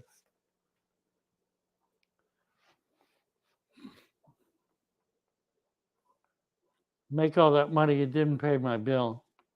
I paid the bill. I always pay the bills. I pay all the bills. I hate paying the bills. I just do it. I don't even think about it. It's automatic. I have all my bills on auto pay. I don't have That's to the think best about them way. that way. Why are the leaves of my Java fern and swords getting a dirty brown coating? Is this algae? No, it's the. Remember what I was talking about with leaves getting old? Leaves get old. If you look, there should be brand new green, pretty leaves growing up out of that plant. Those old brown leaves are dying, and they're going to eventually just disintegrate, and new leaves will flourish. It's the nature of the plant. We tend to keep our plants trimmed. We tend to cut off all the old growth so they look pretty all the time. But that's not normal for a plant. A plant is not normally pretty all the time. A plant normally has old growth and new growth. That's why my tanks are nasty looking. It's okay, some of mine are too. Really? Well, it's normal. It's the way things ought to be. Yes, the natural life cycle of the plant. Diatoms. Well, yeah, it's diatoms, it's algae, it's a lot of things. It's the leaf loses its ability to fend off um, things that want to consume it. When it's first growing, nothing can attack it. It's young and virile and powerful and rules the world, and then it gets older and more feeble and loses its strength and integrity and winds up just being consumed by everything it was able to ward off early on, but now no longer can. So it's natural process. It's not anything, there's nothing you need to do about that. So long as there's new growth coming up, it's absolutely not a problem. And if you've got brand new plants and it's happening, sit back and wait a while, give it time, give it a chance to catch up with itself. And in fact, you may lose a plant or two here and there because they just can't, they're too new in too radically different an environment and they can't survive. It's rare for that to happen, but it happens. It most commonly happens with things like buttes that are being put in brand new tanks that don't have anything like the nutrients they need to survive. So don't try to do the impossible either. Don't try to grow plants that your tank is constitutionally unequipped to be able to support. And how do you know what the difference is? You start with the easy ones and you work your way through it. You find out as you go along. You buy the cheap plants first. Don't buy the expensive plants first. Get the cheap ones, get them going, and then add one and then another. Do it slowly, do it gradually, and it'll build into something really spectacular. Easiest plant I found to grow is algae. That's the Yeah, truth. true enough. True enough. It's pretty easy. All it takes is to do nothing else. If you have no plants in there, it's gonna grow algae guaranteed. It absolutely will happen. If you got it loaded with plants, it could be really difficult to grow algae in there. That actually reminds me of a question I saw earlier, but I got sidetracked. What is your thoughts on hair algae? Do you think that endlers and I believe Siamese algae eaters, do you believe they'll eat that? Or No, I haven't found anything really that eats it. I mean, mollies will. The thing is, it grows so much faster than anything can control it. that Even does grow fast. the only exception might be this pixie snail or an apple snail, but you absolutely don't want those. Yeah, those will eat everything in your tank. Yeah, exactly. But the thing about hair algae is it's one of the easiest algae to control because it grows in a single long strand, Mhm. just one long strand. And if you grab it, you'll get the whole thing out. Now, when you do that, a tip may break off, and it usually will. A tip will break off, and that'll be left in there, and you won't be able to get it. And that'll begin to grow. And so a week or two later, you'll see it again. Do the same thing again. If you'll do that by the third or fourth week of pulling it out, it'll be gone. You'll get it all. Just stay with it. Yeah, I'm battling hair algae too. That stuff, it could take a few times removing it. Yeah, I it know it's does. gonna take It does. over. It absolutely does. That's right. Just stay with it. Let's see what we got. Time speed. I have a bare bones fish tank. Literally has four rocks, an angelfish, three corridoras, the 20-gallon, live in the Caribbean, water plants that are hard to grow. Any tips on how to get plants in the Caribbean? There should be fresh water. There should be fresh water. If you're on an island that has mountains, then there absolutely are freshwater streams flowing down from those mountains with plants growing in them. If you've got inland ponds, creeks, streams, there absolutely are plants growing in there. Get out into the wild and look. You'll find them. What island are you on? Where are you in the Caribbean? I've been on a lot of the islands and I've been collecting on a lot of the islands. and it's amazing what's there. You have to go look for it. Brent's got a question. Is adding rainwater to the tank a good idea or a bad idea? Oh,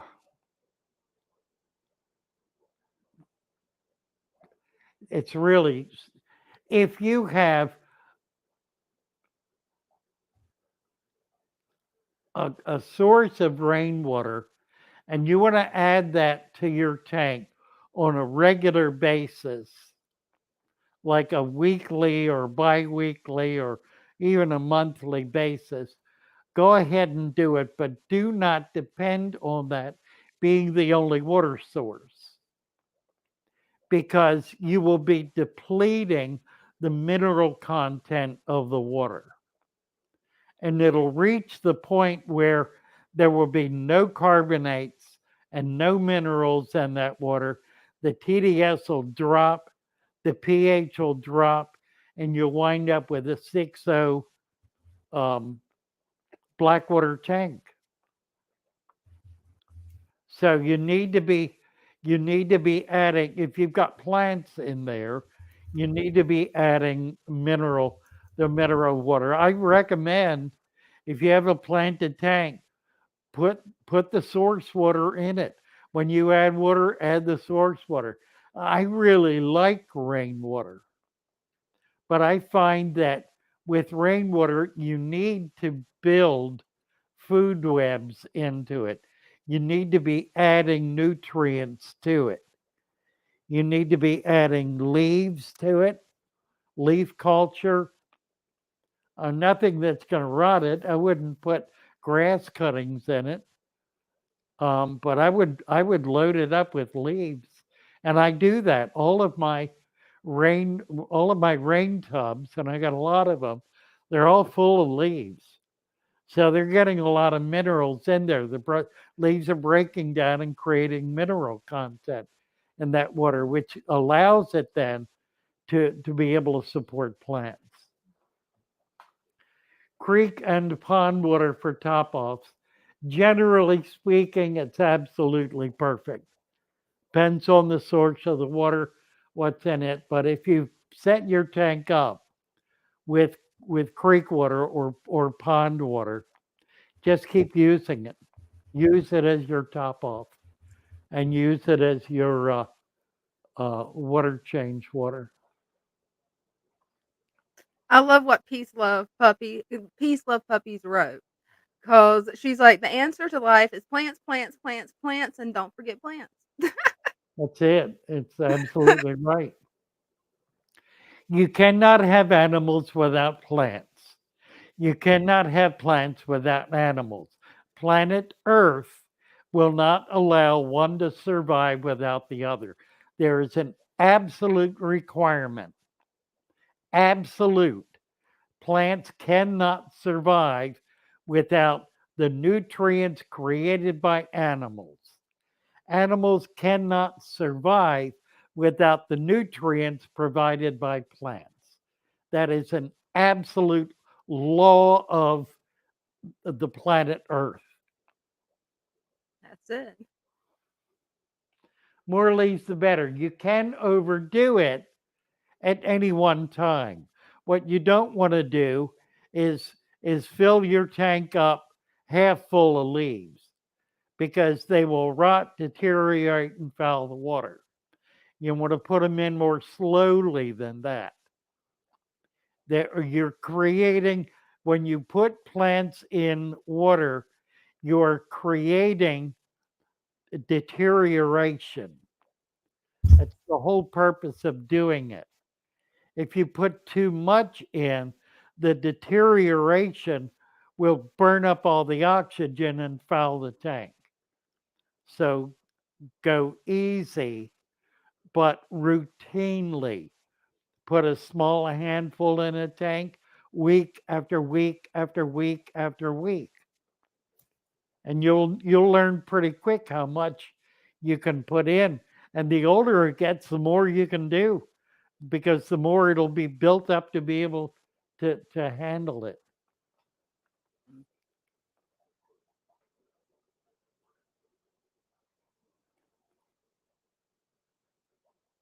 Plants out of water with roots in the tank, plants in the tank with roots in the substrate. Yeah, absolutely. Absolutely. My only problem with house plants is the root system gets totally out of control and absolutely takes over the tank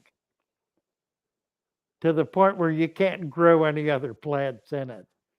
It's just solid root mass. But it's amazing the plant growth you get doing that. Charles Fitzgerald, he has a question. Would you use creek and pond water from different areas? Good question. You know, it's the kind of thing you need to experiment with. I mean, the areas are probably, if you're getting it, they're probably not that different unless you're traveling 100 miles and going to a completely different strata of Earth. The likelihood is the water's going to be pretty similar, if not totally consistent. That makes sense. Growing mint. There are certain mints that that like to have their feet wet, but most don't. Most they're well, for example, bacopa is a mint, and bacopa is a bog plant, like a marsh plant, so it can tolerate being in water. It'll want to grow up out of the water. Most stem plants do. Most stem plants, like all of the Ludwigia, they want to get out of the water as fast as possible because that's where they get the most amount of light and air to be able to grow better and to be able to flower. They can't flower in water, they have to flower out of the water in order to be germinated. Live in Idaho, all my pond water comes from Oregon. Well, there you go. I don't know what to tell you. Ah, Hounds of War is here. Mumbai, India is here. S99. Welcome, welcome.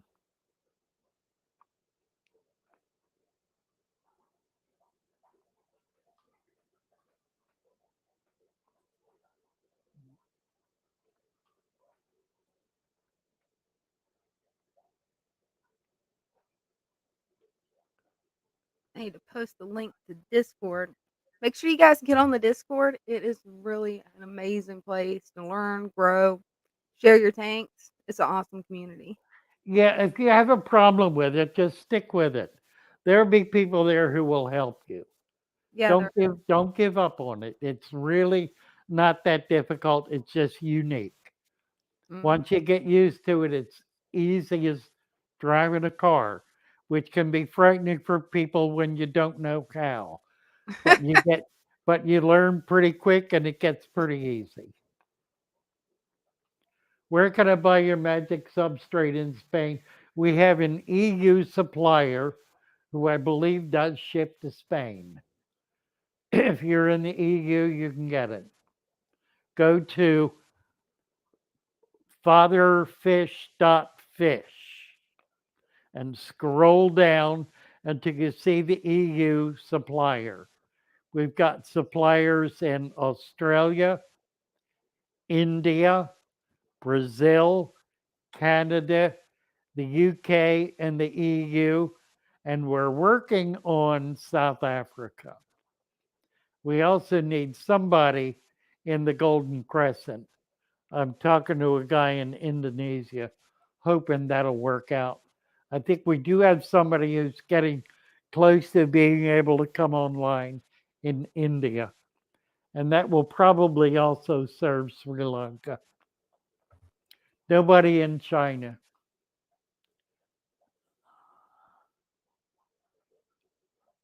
Nobody in Russia, actually.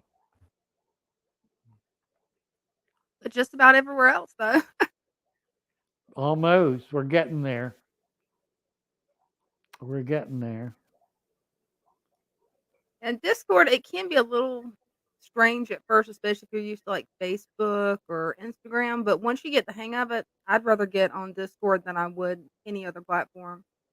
It's actually more organized and really more fun to me. Yeah, it really is. We do a really good job. We got really good people maintaining that system who have built it to make it something very usable, very user friendly, and with a lot of depth. That's I think that's what overwhelms people at first look. They see all this stuff and don't have any sense of how to negotiate it. But once you learned a couple of simple steps, it's pretty easy. Fish breeder. I have a single an algae bloom and blue green slime in my shrimp tank. What should I do? Well,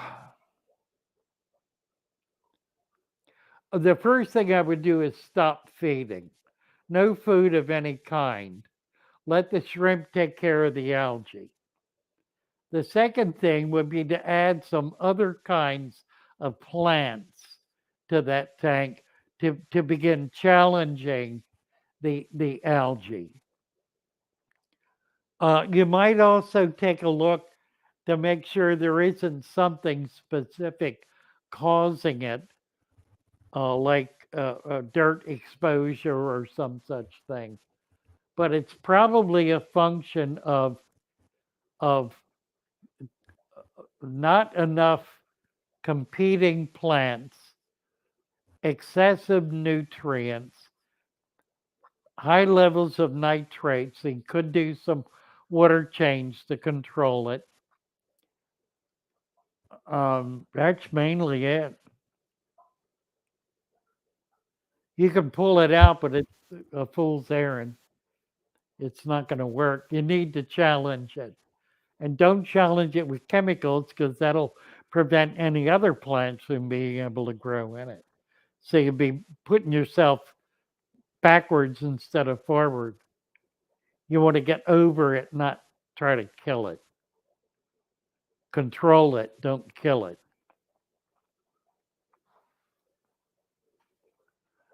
Peace, love, puppies. On Discord, can't figure out how to use it. Well, Dina's gonna come looking for you, and Yeah, she's I'll gonna see if I help can you find deal you. with that.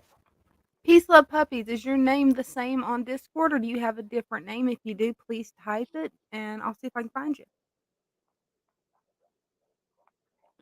Dupe, I wasn't sure what to do. You need to just stay where you are and ask for help. If you get on there and don't know what to do, just say, "Help me, please. I don't know what to do." And you'll get help. It may take half a day. We're not geniuses. We're not there every second of every day. But there are people on there 24/7.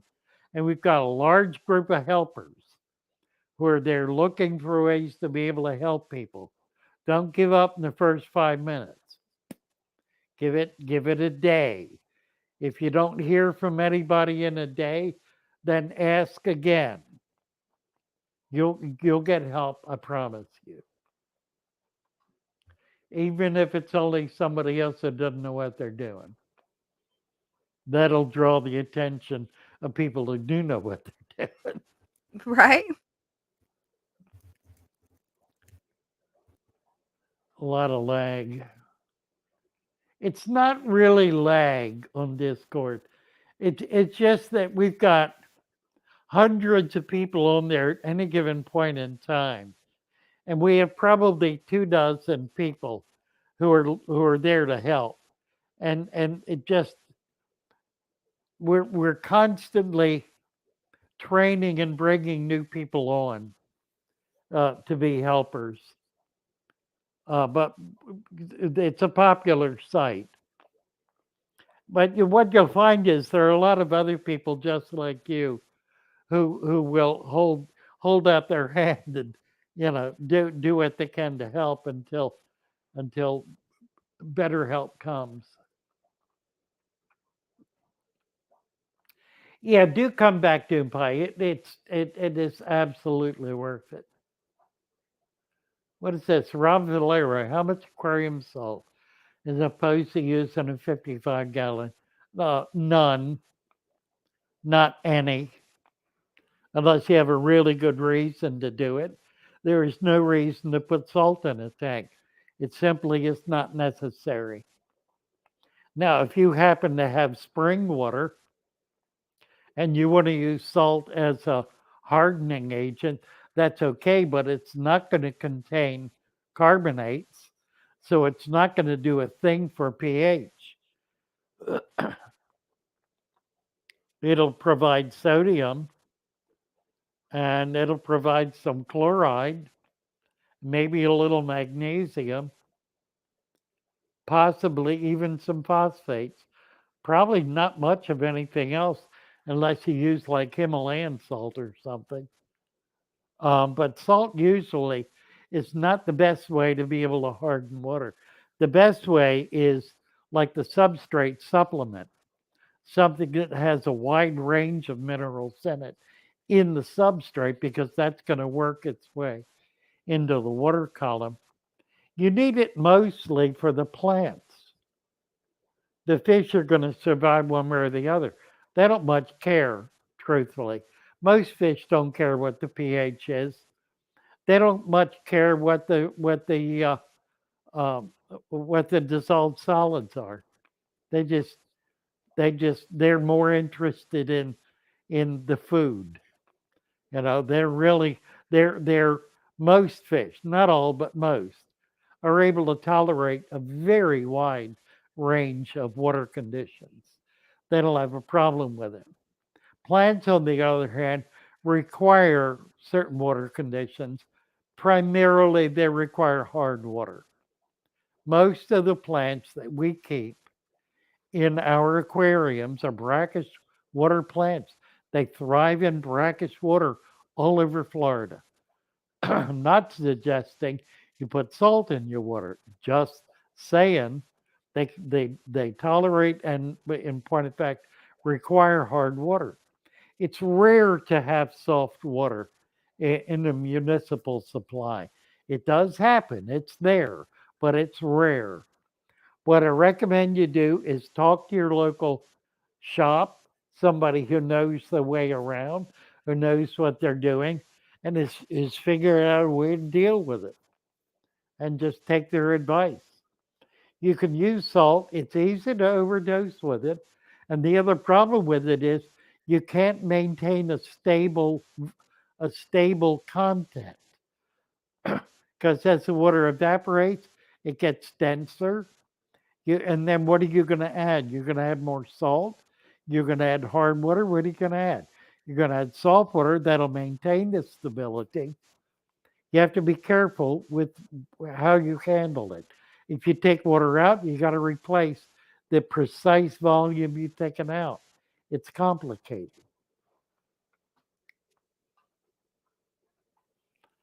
We are at 8:05. We have run the clock out.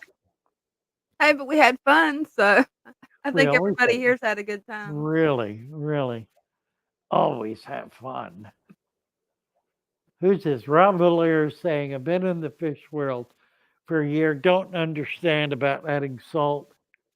Felt like asking because I hear so much say I need to. Yeah, it's something I would not, I don't recommend it unless you have a really extraordinary reason for doing it. Now, I do recommend it in a hospital tank to get rid of bacteria because it works. It's very effective that way. But see, that's the problem. You start putting mineral content in, you're going to change the bacterial content of the water or living in the water. And you could affect it negatively. You could kill something off that you really need. Yeah, because if it can kill the bad bacteria, it could kill the good too, couldn't it? Yeah, exactly. So you don't ever want to, and as a matter of principle, don't take the approach that the way to deal with problems in the tank is to kill something. That's not the right approach. The right approach is just the opposite. You want to nurture something that's going to bring whatever it is you don't like under control. Think of it that way. That way you're growing and building rather than tearing down and destroying. And that's a good note to leave on. That it is. Right. Love you all. Bless you all. We'll be back Wednesday. Get over and check out the store. We got a new video up. If you haven't seen it yet, it's a kicker. It's a good one. Make sure you watch it. We've had better than average results on it. So I feel like we're doing something that's bringing us back and getting the channel back in a growing mode. Love you all. Bye for